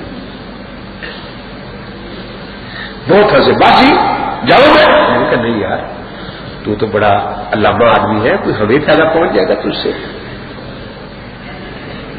میں نے کہا کوئی صورت نہیں کہ یہ روایت قبول نہیں جی آسم بن کلام ہے نا. میں نے کہا جو آپ نے سنائی تھی وہ صحیح تھی کہ جی بالکل. میں نے کہا دیکھیں یہی آسم بن کلاب وہاں بھی نہ ہو کہیں کہ وہاں کیسے ہو سکتا ہے. میں نے کہا دیکھنے میں کیا حرج ہے, دیکھ لیتے ہیں. میں نے 2 وقت پیچھے اٹھے وہی آسم بن کلاب وہ سب اس میں تھا. میں نے کہا یہ وہی آسم بن کلاب ہے. وہ بڑا پریشان یہ کیا بنا. میں نے کہا کیا بننا ہے. ہمارا مذہب تو الحمدللہ بہت قوی ہے. آپ کو میں موقع دیتے آپ اس کو جھوٹا مانے تو بھی ہمارا مذہب ثابت ہے, سچا مانے تو بھی ہمارا ثابت ہے. جی وہ کیسے. میں نے کہا یہ جھوٹا ہے تو رفع در کرنے کی بھی جھوٹی ہوگی, نہ کرنے کی بھی جھوٹی ہوگی. کچھ نہ رہا تو اصل تو نہ کرنا ہے نا. اور اگر یہ سچا ہے تو اس نے بتا دی کہ ہم نے رفع در کی تھی, پھر بتا دیا کہ چھوڑ دی, تو ہم نے بھی چھوڑ دی. اب تیری مرضی پر ہے تو اس کو سچا مان لے یا جھوٹا. لیکن یہ ناانصافی میں نہیں کرنے دوں گا کہ 2 برس پہلے تو یہ ولی اللہ ہو اور 2 برس بعد بیچارہ یہی 10 نمبریہ بن جائے. یہ بات ہے اس پر. میں نے کہا اب جو تو نے حدیث پیش کی تھی وہ دیکھتے ہیں. تو نے کہا تھا کہ حضرت وائل 9 ہجری میں تشریف لائے. دکھاؤ ذرا کہاں ہے حدیث میں. کسی تاریخ میں ہوگا. میں نے کہا میں نے حدیث پوچھی, تاریخ پوچھی تھی. میں تاریخ میں بھی کوئی سند اس کی نہیں ہے کہ وہ کہتے ہیں لوگ تو بات ہوئی ایسی. میں نے کہا یہ پتہ چلتا ہے کہ 2 دفعہ تشریف لائے, یہ تو حدود میں ہے. لیکن پہلی دفعہ جب تشریف لائے تو اس وقت آپ نے سجدوں کی رفع دن بھی دیکھی ہے. میں نے وہ کھول کے رکھ دی. یہ سجدوں کی بھی ہے. یہ ہمیں تو کبھی بتایا نہیں ان لوگوں نے. میں نے کہا وہ کیوں بتائیں. اور جب دوسری آمد ہے تو صرف افتتاح کی رفع دین. میں نے کہا یہ پورا صفحہ ابو داؤد شریف کا اوپر روایت میں ہے کہ حضرت رکوع سجود دونوں جگہ رفع دین. درمیان میں صرف رکوع کا ذکر ہے, سجدوں کا نہ نفی ہے نہ اس بات ہے. دوسری آمد میں صرف پہلی تکبیر کا ذکر ہے. اب 2 صورتیں ہیں. یا تو وہی جو محدثین کا اصول ہے کہ پہلے زمانے کی حدیث آ گئی کہ سجدوں میں بھی رفع دین, پھر رکوع تک رہ گئی اور آخر میں صرف تکبیر تحریمہ کی رہ گئی. تو اگر یہ ترتیب رکھنی ہے تو پھر تو حرجی بننا پڑے گا, اور اگر نیچے سے اوپر چڑھنا ہے تو پھر شیعہ بننا پڑے گا, سجدے بھی کرنی پڑے گی. یہ جو درمیان میں آپ نیم شیعہ بنے ہوئے اس کی تو کوئی گنجائش نہیں ہے. اب وہ پھر اس کو آصم بن کلاب کو دیکھے جی وہی ہے. میں نے کہا جی وہی ہے. مولوی صاحب انہوں نے مجھے بہت دھوکہ دیا, میں توبہ کرتا ہوں. اللہ توفیق دے دے تو کوئی مشکل نہیں ہے. تو بہرحال ان کے عجیب انداز ہوتے ہیں. میں بلوئی ٹاؤن میں جب تھا نا تو 10-12 آدمی نام لکھتا میں ہے, انہوں نے میرے بس بھیج دیے. آ کر بیٹھ گئے, بڑا عجیب انداز. بس جی مارے گئے, بہت پریشان ہے, بہت پریشان ہے, بہت پریشان ہے, بہت پریشان ہے. میں انداز ہی سمجھ گیا. میں نے کہا بھائی جو بھی بڑوں کو چھوڑتا ہے ساری عمر ہی پریشان رہتا ہے. آخر مرزا قادیانی اسی چیز کی پیداوار ہے نا. کیا کریں گی, 4 امام ہو گئے, 4.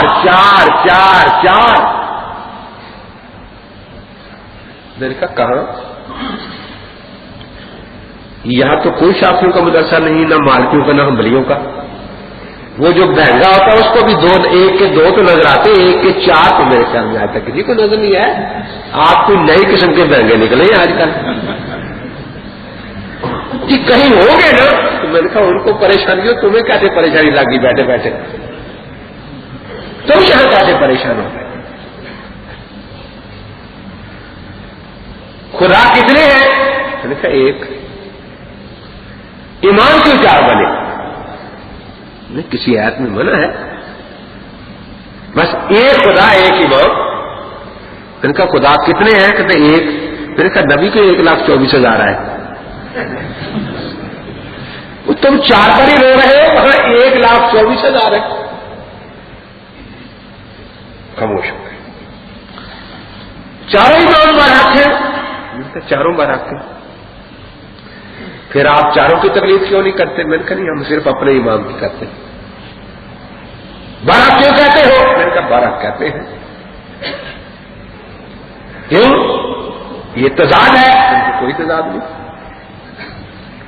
میں نے کہا آپ سارے نبیوں کو برحق کہتے ہیں نا؟ کہ جی ہاں.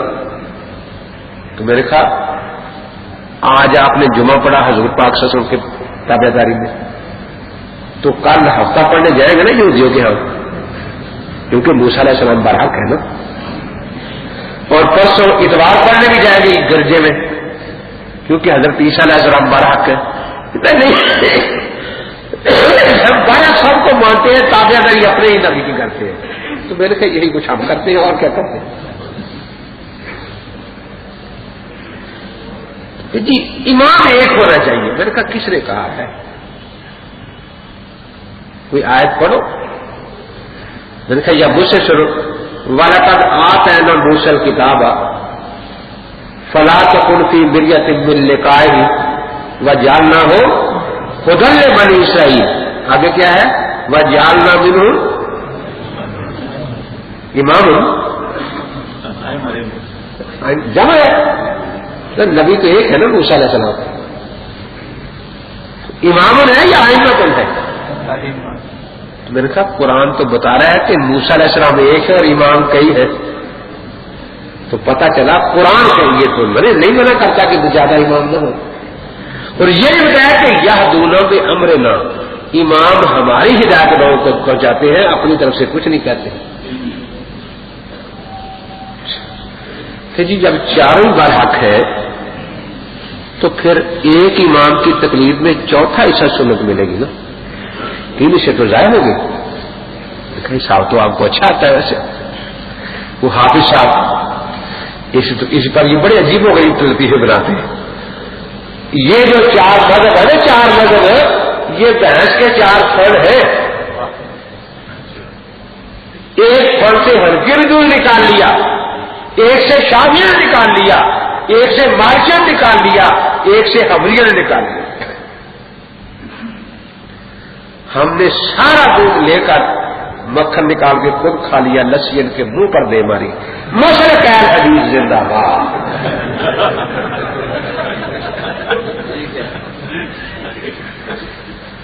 میں نے کہا کہ کسی حدیث میں ہے کہ مجتہد میں نے بھینس کا تھن ہوتا ہے، تو پھر تو دارا اچھا ہے. مسلمان سے کیا دین ہے؟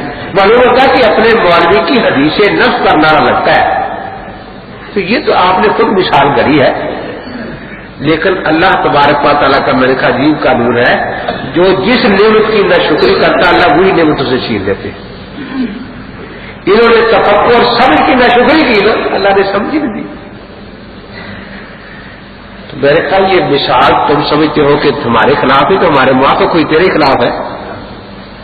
کیونکہ یہ تھن جو پیدا ہو، دودھ جو آ رہا ہے تھنوں میں، یہ تھنوں میں اللہ نے پیدا نہیں فرمایا، پیچھے کے خزانے نے پیدا فرمایا ہے. یہ صرف آگے پہنچا رہے ہیں. ایک قطرہ بھی تھن کے اندر پیدا تو معلوم ہوا کہ چاروں امام نبی کی سنت آگے پہنچا رہے ہیں. یہ اپنی طرف سے کچھ نہیں بناتے. تو میں نے کہا کہ تھن کتنے ہیں؟ ایک سے لسی نکلتی ہے نا، ایک سے دہی. جی کتنی چیزیں نکلتی ہیں؟ ایک. ہم 4 ہیں، مقصد ایک ہی دودھ ہے. امام 4 ہے، مقصد ایک ہی اتباع سنت.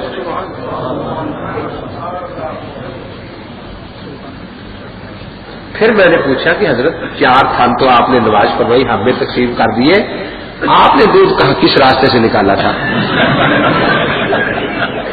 ہے 5واں راستہ جہاں سے وہ دودھ نکال لیں. آخر جو ہمارے سے وہ تو نہیں دیتے آپ کو. شادی آپ کو کیوں دیں؟ بڑی مار کے ہماری کیوں دیں؟ تو میں نے کہا جب 4 تھنوں سے دودھ لے گا مقلدین تو اللہ کا احسان ہے، آپ نے دے دیا ہمیں. اب تو وہی رہ گیا ہے. بچہ رو رہا تھا کہ حافظ جی دودھ، ابا جی دودھ. دودھ بیٹا مقلد لے گئے. لا باس بقول ما یوکل لحمہ، ہر حلال جانور کا پیشاب اور پخانہ پاک ہے، اس کا کھانا پینا بھی استعمال بھی جائز ہے. فتاوی ثنائیہ ستاریہ. اب آگے سامنے زہر کی باری کہ دودھ وہ لے گا پیشاب یہ لے گیا، اب ہم کیا کریں؟ دیکھا میں اس کو 4 سال ہے. مشرک اس سامنے بہت کھڑا تھا. میں صاحب اس نے کہا کہ بس بھائی ہر انسان اور جانور کی منی بالاتفاق پاک ہے، کھانے میں 2 کون ہے. انہوں نے وہاں سے پیالہ بھر لیا. اب جب میں نے اس مثال کی مرمت کی تو فیصلہ آباد میں میٹنگ ہوئی، سارے اکٹھے ہوئے، کوئی اور مثال تلاش کرو. کوئی حدیث سے لو، کہ حدیث سے کہاں ملے گی؟ اب حافظ صاحب پھر آج نئی مثال لے کر یہ محمدی لین جا رہی ہے تو محمدی گڈی چل رہی ہے، چھک چھک چھک چھک چھک وہ ٹھکانا ہی مل کر چھک چھک چھک چھک چھک. ابو حنیفہ ٹیٹی ہے، شافعی ٹیٹی ہے، مالک ٹیٹی ہے، احمد حنبل ٹیٹی ہے. مسئلہ کہہ رہا حدیث زندہ باد. لیکن کوئی حدیث سناؤ کہ موحد کا معنی ٹیٹی ہوتا ہے. کہاں سے بیچارے سنائے حدیث؟ اپنے مولوی کی بات پر نار لگاتے ہیں. مسئلہ کیا حدیث زندہ باد. میں نے کہا اگر امام صاحب ٹیٹی ہیں تو پھر آج گھر نہیں جائیں گے آپ تقریر کر کے، انشاءاللہ جیل جائیں گے. تو ٹیٹی کسے پکڑتا ہے آپ کے؟ ٹکٹ نہ ہو، ٹکٹ بھی گاڑی کا نا. ایک ڈبے میں ٹیٹی آیا تو 2 لڑکے بیٹھے تھے کالج کے، ٹکٹ پاس نہیں تھا تو ایک نے جلدی سے جیب میں ہاتھ ڈالا اور لفافے سے ٹکٹ اتار کر یہ ہاتھ چسپا ڈال دیا. میں ٹکٹ ہے یہ ہے، تو جوتا اتار کے مارا کہ یہ کیا کہ ڈاک کے نفر پر مور لگانی پڑتی ہے. دوسرے سے پوچھا ٹکٹ، میں برنگی ہوں.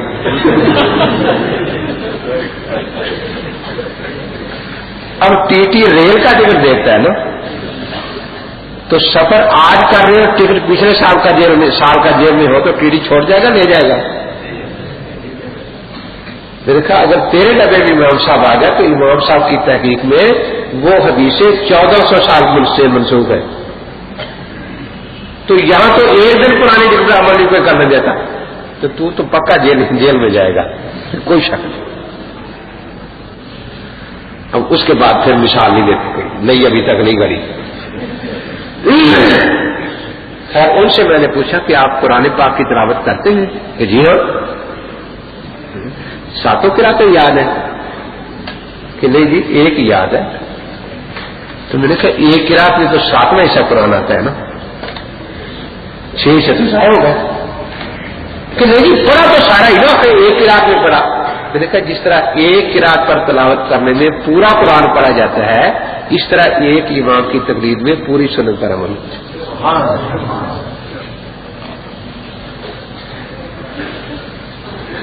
مجھے کہنے لگے بڑے غصے میں، ایک بولا بھائی صاحب آپ کو کوئی عقل بھی ہے جی؟ میں نے کہا اللہ نے دی تو ہے، آپ کو شاید نہ دی ہو. ان اماموں میں حرام حلال کا اختلاف ہے. حرام حلال کا ایک امام ایک چیز کو حلال کہتا ہے، دوسرا حرام کہتا ہے. تو جو حلال کہتا ہے وہ بھی برحق، جو حرام کہتا ہے وہ بھی برحق. میں نے کہا دونوں برحق. کہ دونوں برحق؟ میرے کہا دونوں ہی برحق۔ کہتا کوئی عقل کی بات ہے؟ میں نے کہا کہ کون سی بھی عقلی ہے یہاں؟ یہ امام تو نبیوں کے وارث ہے نا، نبیوں میں حرام حلال کا اختلاف ہے۔ آدم علیہ السلام کے زمانے میں بہن سے نکاح حلال تھا، اب حرام ہے۔ تو میں نے کہا آدم علیہ السلام برحق ہے کہ جی برحق ہے؟ میں کہا ہمارے نبی پاک جی برحق ہے۔ میں نے کہا یعقوب علیہ السلام کی دونوں بیویاں سکی پہلے ایک وقت نکاح میں تھی، اور اب یہ حرام ہے، لا تجمعوا بین الاختین۔ یوسف علیہ السلام کو اس کے والدین اور بھائیوں نے سجدہ کیا تعظیمی یا نہیں کیا؟ کہ جی کیا۔ میں نے کہا اب یہ حرام ہے۔ میرے کو وہ برحق تھے۔ منسوخ کا مسئلہ ہے نا، میں نے کہا یہاں راجے مرجو کا مسئلہ ہے، یہاں راجے مرجو کا مسئلہ ہے، وہاں ناسخ منسوخ کا مسئلہ ہے۔ ہم دونوں کو برحق کریں گے، لیکن یہ کہیں گے کہ حضرت آدم علیہ السلام کی شریعت منسوخ ہے، اپنی شریعت پر عمل کریں گے۔ ہم کہیں گے امام شافعی بھی برحق، لیکن یہ کہیں گے کہ ان کا قول مرجو ہے۔ کہ جی وہ تو زمانے کا فرق ہے، میں نے کہا یہاں علاقوں کا فرق ہے، وہ سری لنکا میں ہم یہاں ہیں، مارکی کسی اور ملک میں۔ اب سوچ سوچ کے کہنے لگے اچھا مولوی صاحب دین مکے مدینے میں آیا تھا یا کوفہ میں؟ میں نے کہا مکے مدینے میں۔ تو پھر مکے والے امام، مکے مدینے والا امام ماننا چاہیے یا کوفے والا ماننا چاہیے؟ میں نے کہا شکر ہے آپ ہو گیا ہو نا ماننے پر، اتنی بہت بڑی مہربانی ہے تمہاری، آپ ہو گیا ہو ماننے پر۔ میں نے کہا آپ کا دل کیا کہتا ہے؟ کہ مکے مدینے والا ماننا چاہیے۔ بہت اچھا۔ میں نے کہا کہ جھوٹ بولنا بہت بڑا گناہ ہے، یہ ہم نے جھوٹ بولا؟ میں نے کہا بہت بڑا۔ کیسے؟ میرے کو جو 7 قاری قرآن کے ان میں مکی قاری بھی تھے، ان میں مدنی بھی تھے، ان میں بصری بھی تھے، تم تو قاری آسن کوفی کی قرات پر قرآن پڑھ رہے ہو، قاری حفص کوفی کی روایت پر قرآن پڑھ رہے ہو، تم سے بڑا کوفی کون ہے بھائی؟ اس لیے میں کہا کرتا ہوں غیر مقلد ملے تو پوچھا کرو کوفی ہو؟ آ گئے ہو کوفی ہو؟ میں نے کہا تمہارا مکے مدینے کے ساتھ کیا تعلق؟ قرات کوفے کی، سیاستہ ایران کی، کوفے کے ساتھ مدینے کے ساتھ تمہارا کیا تعلق ہے؟ ہماری در مختار مدینے میں لکھی گئی ہے، چہرہ نکایا مکے میں لکھی گئی ہے، تمہاری وہ کتاب مکے مدینے کی ہے ہی نہیں دنیا میں۔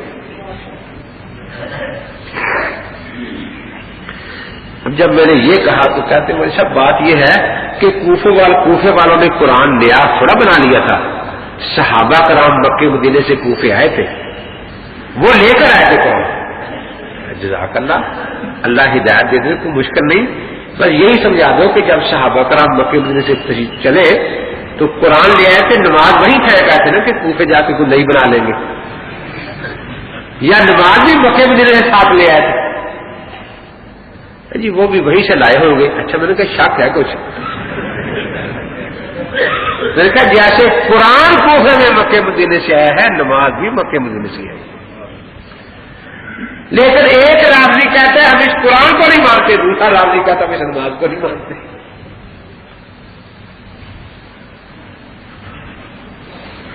تو میں نے کہا جیسے حضرت ارشاد فرما رہے تھے کہ امام صاحب تو تابعین میں ہے نا، صحابہ استاد ہے، صحابہ تابعین ہم جماعت ہے، کلاس ہے، تبع تابعین شاگرد ہے، خیال قرون نظر ہے۔ جس صحابی نے پورا دور نبوت پایا وہ 23 سال ہے، اور امام صاحب نے 40 سال صحابہ کا دور پایا ہے۔ کتنے سال؟ تو 40 سال کی عمر میں آدمی نماز شروع کرتا ہے مسلمان یا نہیں؟ وہ بھی خیال کرو ان کا کر دیتا ہے نا۔ آج جب نماز پڑھتے ہیں تو بچے ساتھ پڑھتے ہیں، آپ ان کو دیکھتے ہیں یا نہیں؟ اگر کوئی غلط پڑھے، بس میں یہاں نماز پڑھوں، اللہ اگر گئے کہ سر پر ہاتھ باندھو، سبحانک اللہ تبارک اسمک، آپ مجھے روکیں گے یا نہیں؟ جی روکیں گے، 15ویں صدی کے مسلمانوں کا ایمان بڑا ہی مضبوط ہے کہ ایک سنت کے خلاف نماز نہیں پڑھنے دیتے. اور معاذ اللہ صحابہ کرام کا اتنا کمزور تھا تابعین کا کہ امام ابو حنیفہ ساری نماز غلط پڑھتے تھے، کسی نے روکا ہی نہیں.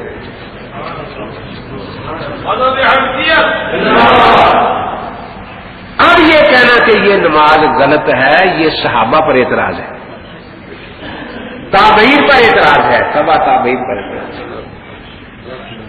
الحمدللہ ہماری نماز صحابہ کے سامنے تصدیق ہو چکی ہے، تابعین کے سامنے تصدیق ہو چکی ہے، تبع تابعین کے سامنے تصدیق ہو چکی ہے. آج کے کسی باب رویے کی تصدیق کی ہمیں کوئی ضرورت نہیں. بالکل میں گجرانوالہ میں یہی بات عرض کر رہا تھا، ایک طالب نوجوان کو غصہ آ گیا، کھڑا ہو گیا کہ جی آپ کی نماز تصدیق بھی ہماری نہیں ہوئی. فرمائیے، حکیم صادق صاحب نے سیالکوٹ میں کتاب لکھی، جنگ اخبار میں تصدیق کی کہ بہت اچھی ہے. نوائے وقت اخبار میں تصدیق کی کہ بڑی اچھی کتاب ہے. مرزائیوں کے رسالے شہاب نے تصدیق کی بہت اچھی. بھی تصدیق تو خیر آپ کی بھی نماز کی ہو گئی، لیکن ہماری نماز کی تصدیق ہوئی صحابہ کے سامنے، تابعین کے سامنے، اور ان کی تصدیق فرمائی عرش والے نے. والذین اتبعوہم بإحسان رضی اللہ عنہم ورضوا عنہ.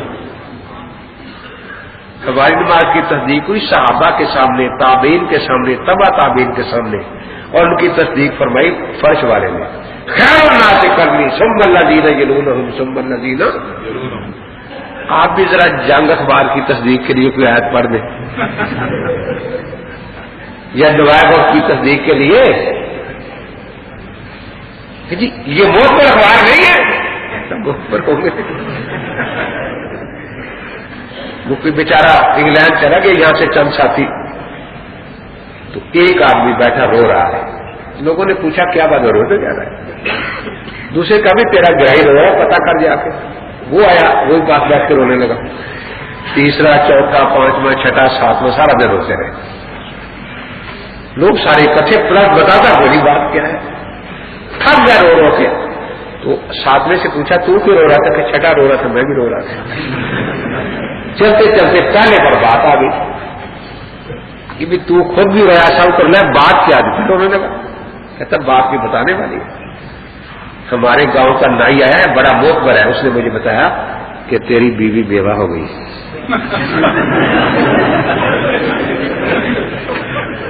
تیری بیوی بیوہ ہو گئی ہے. کہتے اس پر میں رو رہا ہوں. اللہ کے بندے تو زندہ بیٹھا، بیوی کیسے بیوہ ہو گئی؟ کہتا سمجھ میری بھی نہیں آئی، لیکن نائی بڑا موقبر ہے. نائی بڑا موقبر نائی ہے. تو اندازہ لگائیں جن بیچاروں کا یہ حال ہو، وہ اعتراض کرتے ہیں سیدنا امام اعظم ابو حنیفہ رحمۃ اللہ تعالی علیہ پر. امام صاحب رحمۃ اللہ نے 55 حج کیے ہیں. کتنے؟ الخیرات النساء میں ابن حجر مکی شامی لکھتے کہ 55 حج کیے. اللہ تعالیٰ ہر مسلمان کو اپنے گھر کے حج کی توفیق عطا فرمائے، نبی پاک کے روزے کی زیارت کی توفیق عطا فرمائے. راولپنڈی کا رہنے والا اللہ اسے حج کی توفیق دے. یہاں نماز میں سستی بھی کرتا ہو، وہاں جا کے نماز پڑھتا تھا یا نہیں؟ پڑھتا ہے حاجی صاحب یا نہیں؟ پڑھتے ہیں نا. تو امام صاحب جب مکے جاتے تھے تو نماز پڑھتے تھے یا نہیں؟ کیا خیال ہے؟ اگر اس نماز میں غلطی ہوتی تو مکے والے اعتراض کرتے کہ ابو حنیفہ نماز غلط ہے.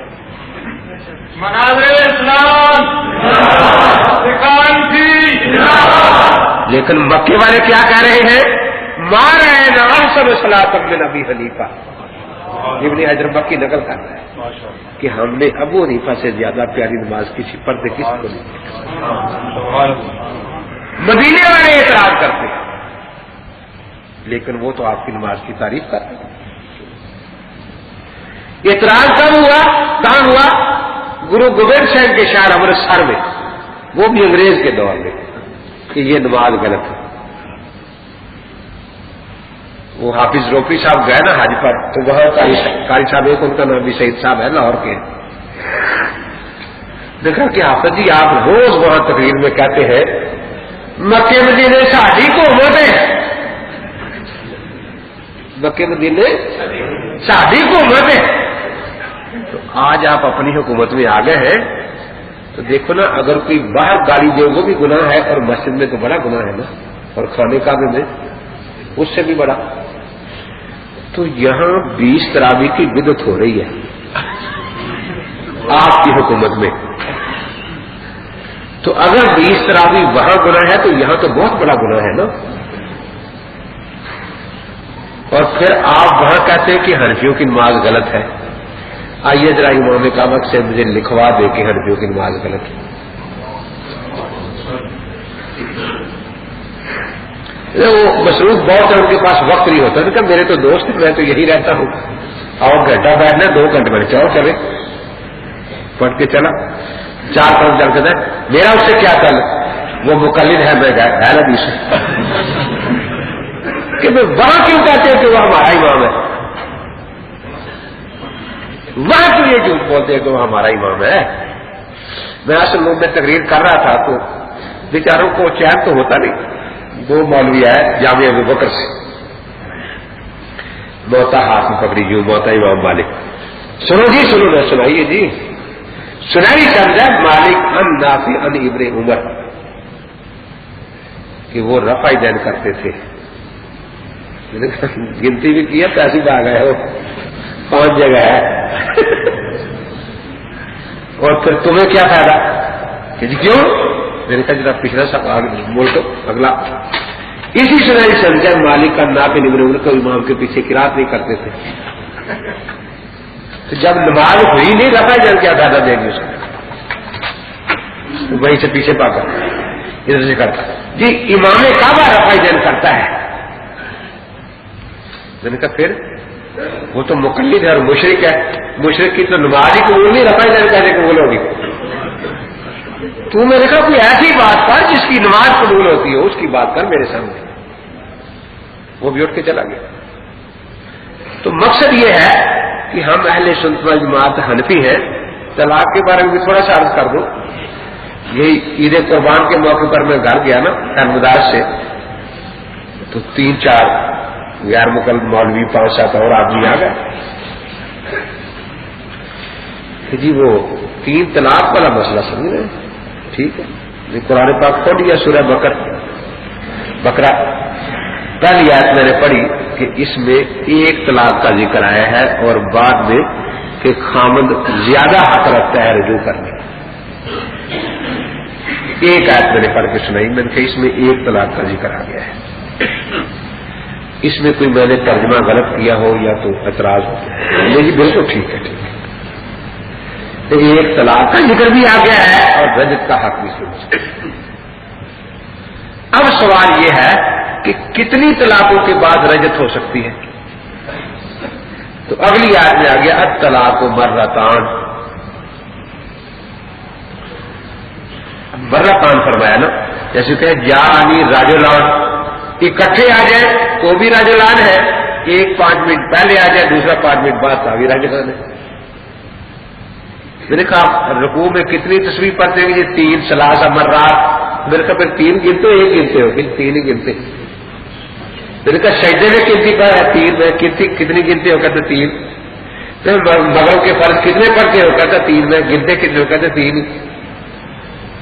تو میں نے کہا الطلاق مرتان فامساک بمعروف اور تسریح باحسان. اس آیت میں یہ بتا دیا کہ رجعت کب تک ہو سکتی ہے؟ وہ 2 طلاقوں کے بعد. میں نے کہا اس کے ترجمے میں کوئی آپ کو اختلاف ہو یا غلطی؟ نہیں جی ٹھیک ہے بالکل. میں نے کہا اب اگلی آیت میں یہ ہے کہ وہ کون سی طلاق ہے جس کے بعد رجعت تو کجا نکاح کا حق نہیں رہتا. ان طلق من بعد فلا تحل له حتى تنكح زوجا غيره. تو میں نے کہا اب تیسری طلاق ہوگی فاتقیب بلا برہ کے لیے آتی ہے کہ فوراً 2 طلاق کے بعد تیسری طلاق کہہ دی تو اب اس کے لیے حلال نہیں جب تک کسی اور سے نکاح نہ کرے.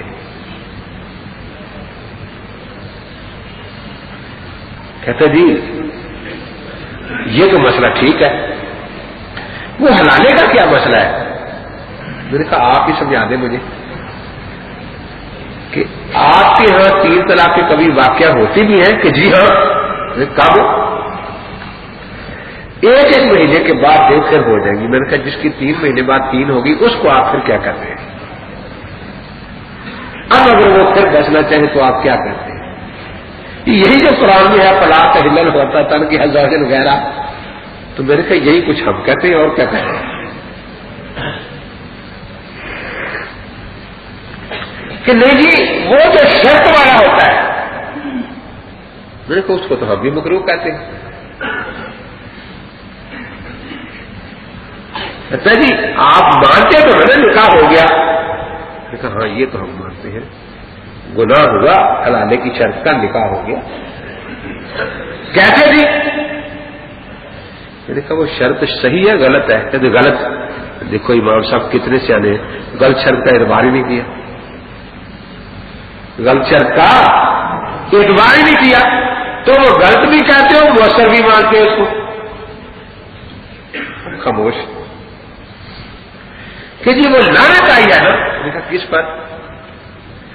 حلالہ کرنے والے پر، کروانے والے پر۔ میں نے کہا اس کو حلال کرنے والا تو کہا نا، ہم بھی جواز کے قائل ہیں، نفاذ کے قائل نہیں، نفاذ کے قائل ہیں، جواز کے قائل نہیں۔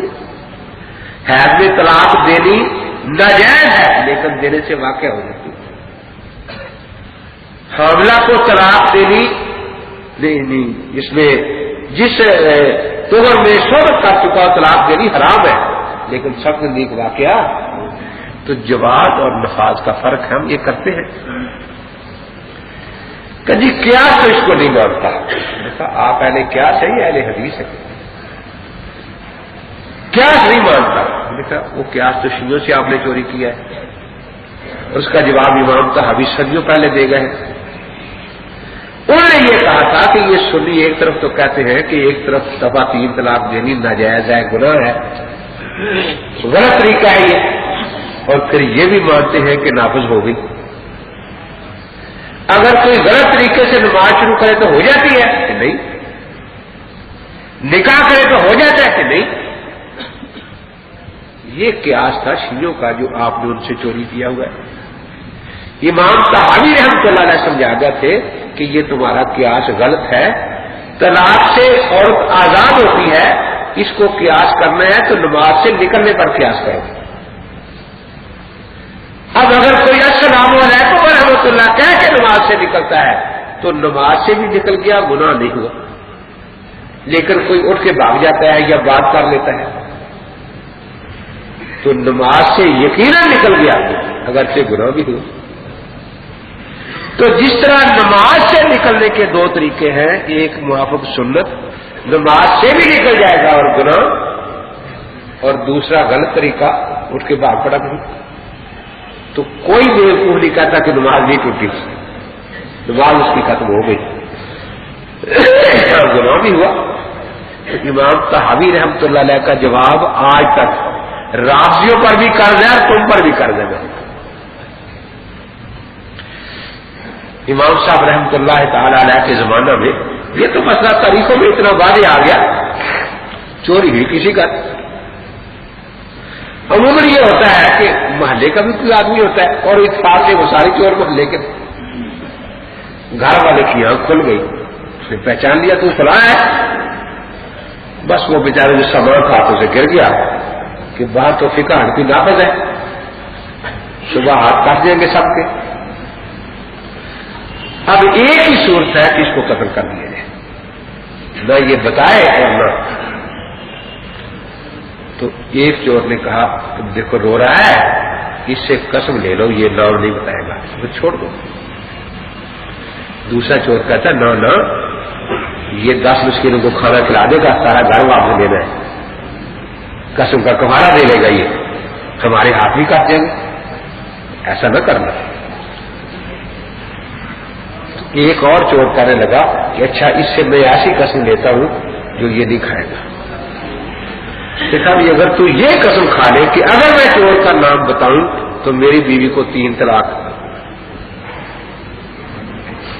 اور وہ تو خیر کروں تھا نا، چوروں کو بھی نہیں پتا تھا کہ کسی غیر مقدموں کا مدرسہ ہے وہ 3 کو 1 کا فتویٰ دیں گے، ورنہ وہ کہتے ہیں کہ نہیں یہ جلا جائے گا وہاں سرکل روڈ پر، وہاں سے فتویٰ لے آئے گا۔ یہ نہ کرنا ایسا، کیونکہ یہ چیز تو ملکہ وکٹوریہ کے دور سے پہلے تھی نہیں نا کہیں بیچاری۔ اب سب چوروں کا تھا کہ ٹھیک ہے، اسے قسم لے لی۔ چور سارے محلے کے تھے، اب وہ صبح باہر نکلا تو جناب مذاق بھی اڑائے، وہ نقصان مایا شمار کے مسایا کہ بھی گھر بھی لے گئے، اب دیکھو مجھے شرمسار بھی کرتے ہیں۔ سب مفتیوں کے پاس جائے، غیر مقلد کو تھا نہیں، جو کہتا ہے ایک آگے کا ہے۔ آ کر سب نے کہا کہ بھئی امام صاحب کے پاس جاؤ، وہ یہ مشکل حل کریں گے۔ آیا بڑا پریشان تھا، اس نے کہا جی یہ قصہ ہے، چور سارے محلے کے ہیں۔ امام صاحب نے فرمایا انشاءاللہ مال گھر بھی ملے گا، ہاتھ بھی کٹیں گے، طلاق بھی نہیں ہوگی بیوی کو۔ کیسے؟ بس تیرا کام ختم ہو گیا، میں کرتا ہوں آگے۔ تھانے دار کو بلایا، حضرت امام صاحب نے سارا قصہ خود سنایا، فرمایا کہ سارے شہر اس محلے کے لوگوں کو تفتیش کے لیے ایک حویلی میں اکٹھا کر لو اور ایک ایک کو نکالتے جانا، یہ پاس بیٹھے گا، اس سے پوچھے جانا تیرا چور ہے؟ اسے سمجھا دیا کہ جو چور نہ ہو تو کرے کہ نہیں جی، اور جب چور آ جائے یہ 100 دفعہ چور ہے، تو انہیں بولنا ہی نہیں، نام بتائے گا تو 3 طلاقیں پڑے گی نا، تو انہیں بولنا ہی نہیں۔ جب امام صاحب کے اس طریقے سے چور بھی پکڑے گئے تو اسی لیے چوروں کو آج تک امام صاحب سے بغض ہے کہ یہ ہماری چوری چلنے کے لیے دیتے۔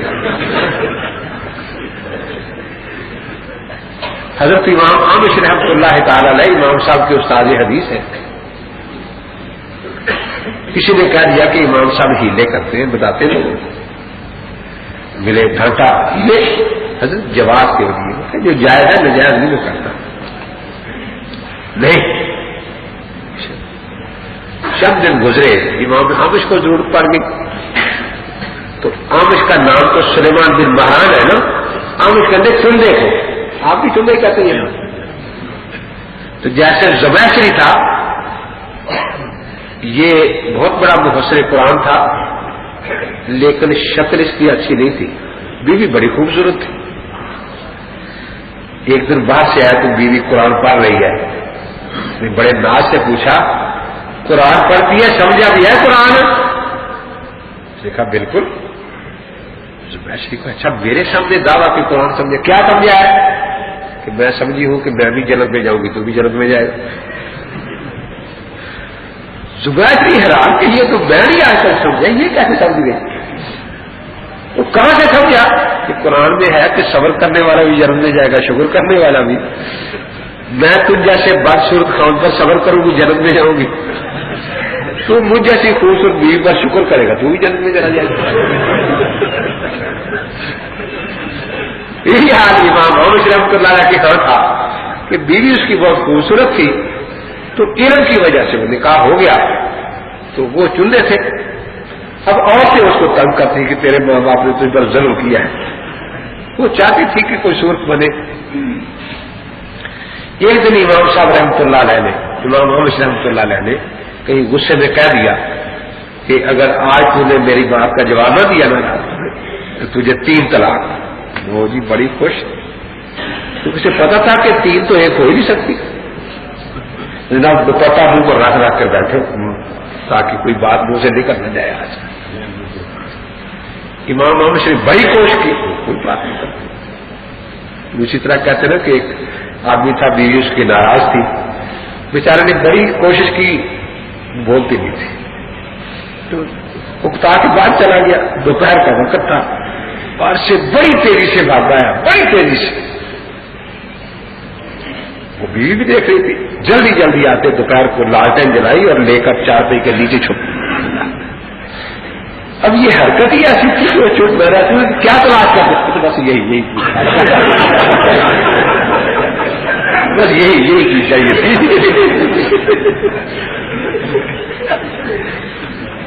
اب امام صاحب کبھی کوشش کرتے رہے، کوئی بات نہیں ہوئی. آدھی رات اٹھے امام صاحب کے یہاں پہنچے کہ ابو حنیفہ آج ہیلے کی ضرورت پڑ گئی ورنہ بیوی گئی میری گھر برباد ہو جائے گا. کیا بات ہے کہ یہ بات ہے نہیں جاتی انشاءاللہ، کوئی فکر نہ تو جلدی کرو. سر آپ تشریف لے جائیں گے بس، کوئی نہیں جاتی. امام آمش تشریف لے گئے. تھوڑی دیر کے بعد امام صاحب اٹھے، اس محلے میں تشریف لے گئے. مؤذن کو جگایا کہ بھی اذان کہہ دو. نہیں وقت نہیں ہوتے، میں بھی کہہ رہا ہوں کہہ دو. اس نے اذان کہہ دی. امام بھی پریشان تھے، امام آمش رحمۃ اللہ علیہ. اذان شروع ہوئی تو بیوی بڑی خوش کہ بس اذان ختم ہو گئی اور 3 طلاقیں ہو جائیں گی. جب اذان ختم ہوئی تو اس نے کہا کہ اب تو تجھ سے جان چھوٹی نا. امام سے پریشان تھے، یہ نہیں خیال کہ رات ابھی ہے، بہت پریشان تھے. امام صاحب گیا، دروازہ کھٹکھٹایا. امام بات سیکھ لایا، پوچھا حضرت کوئی بات کی ہے تو خواب کی ہے کہ اذان کی ختم ہونے کے بعد کی ہے. حضرت ابھی تو کافی رات باقی ہے. اچھا. جلدی سے گئے، مؤذن سے کہا کہ 3 دفعہ اعلان کرو کہ غلطی سے اذان پہلے ہوگی، ابھی 1 پہر رات باقی ہے.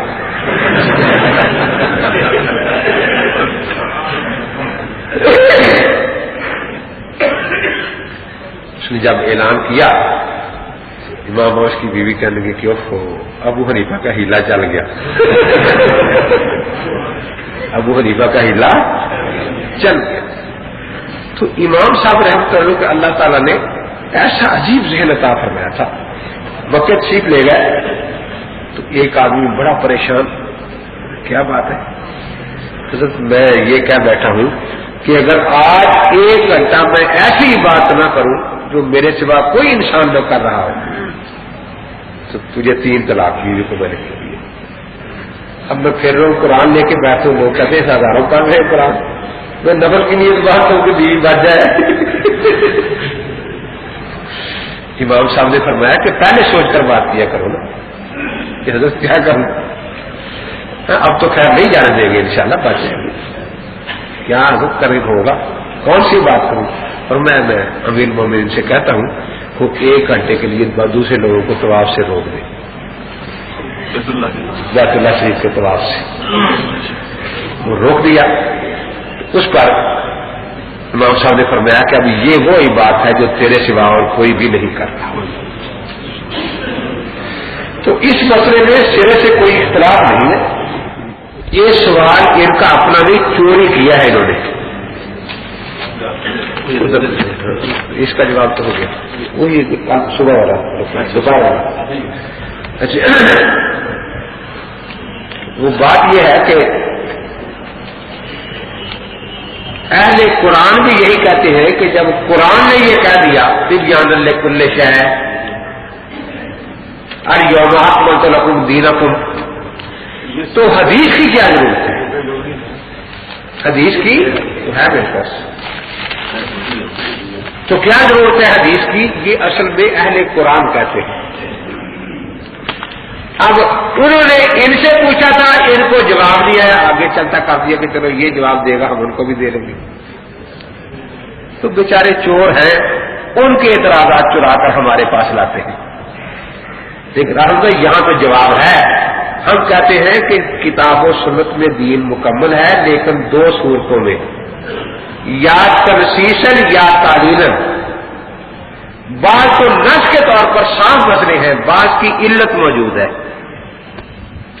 اب وہ جو علت ہے وہ خود ہی نکالے گا نا، پھر اس کے آگے مسائل کی تفصیل کر دے گا. جیسے علم حساب قابل ہے لیکن قاعدوں کے لحاظ سے کامل ہونے کا کسی بیوقوف نے آج تک یہ مطلب نہیں سمجھا کہ آج جو میں نے سودے خریدے یہ بھی 10ویں کی حساب کتاب میں لکھے ہوئے. وہاں قاعدے ہیں تو قواعد شریعہ جو ہے وہ الحمدللہ مکمل ہے، اور حدیث بھی اسی کی تفصیل ہے، جس کا بھی اسی کی تفصیل ہے. ہاتھوں کو کہاں تک اٹھانا چاہیے اور کہاں تک، تو میں نے تو حدیث پڑھ دیا نا کہ مرد کو کانوں تک اور عورت کو کندھوں تک. اہل سنت کی نماز اہل حدیث کے پیچھے ہو جاتی ہے یا نہیں، یہ ضروری مسئلہ آپ نے پوچھا ہے. اس کی اپنی نماز ہی نہیں ہوتی، اس کی اپنی نماز ہی، اس لیے اس کے پیچھے نماز نہیں ہوتی. جی مولانا زرولی صاحب ہیں کراچی میں، ان کو اللہ نے 4-5 بچے ہوا بیٹا دیا، تو علماء مفتی صاحب سارے بیٹھے تھے. دارالعلوم کراچی کے اس استاد نے مجھے یہی پوچھا. اب سب مفتی صاحب دیکھ کر دیکھنے لگے کہ کیا کہتا ہے. تو میں نے یہی کہا کہ جب ان کی اپنی نہیں ہوتی تو آپ کی کیسے ہوگی. مفتی عبدالرؤف صاحب سکھروی محمد برکات ہوئے گے کہ جی کیسے نہیں ہوتی. میں نے کہا وہ بغیر نیت کے نماز پڑھتے ہیں، نہ ان کو نیت آتی ہے نہ کچھ. یہ عجیب بات ہے. میں نے کہا بالکل عجیب نہیں ہے. 2-3 ماہ کے بعد پھر ایک دعوت میں اکٹھے ہو گئے تو بہت ہنس رہے تھے کہ مجھے تیرے چٹکلے بال بڑے عجیب ہوتے ہیں. میں ان کے 4 بڑے بڑے مجسمے لے کر بھیجا کہ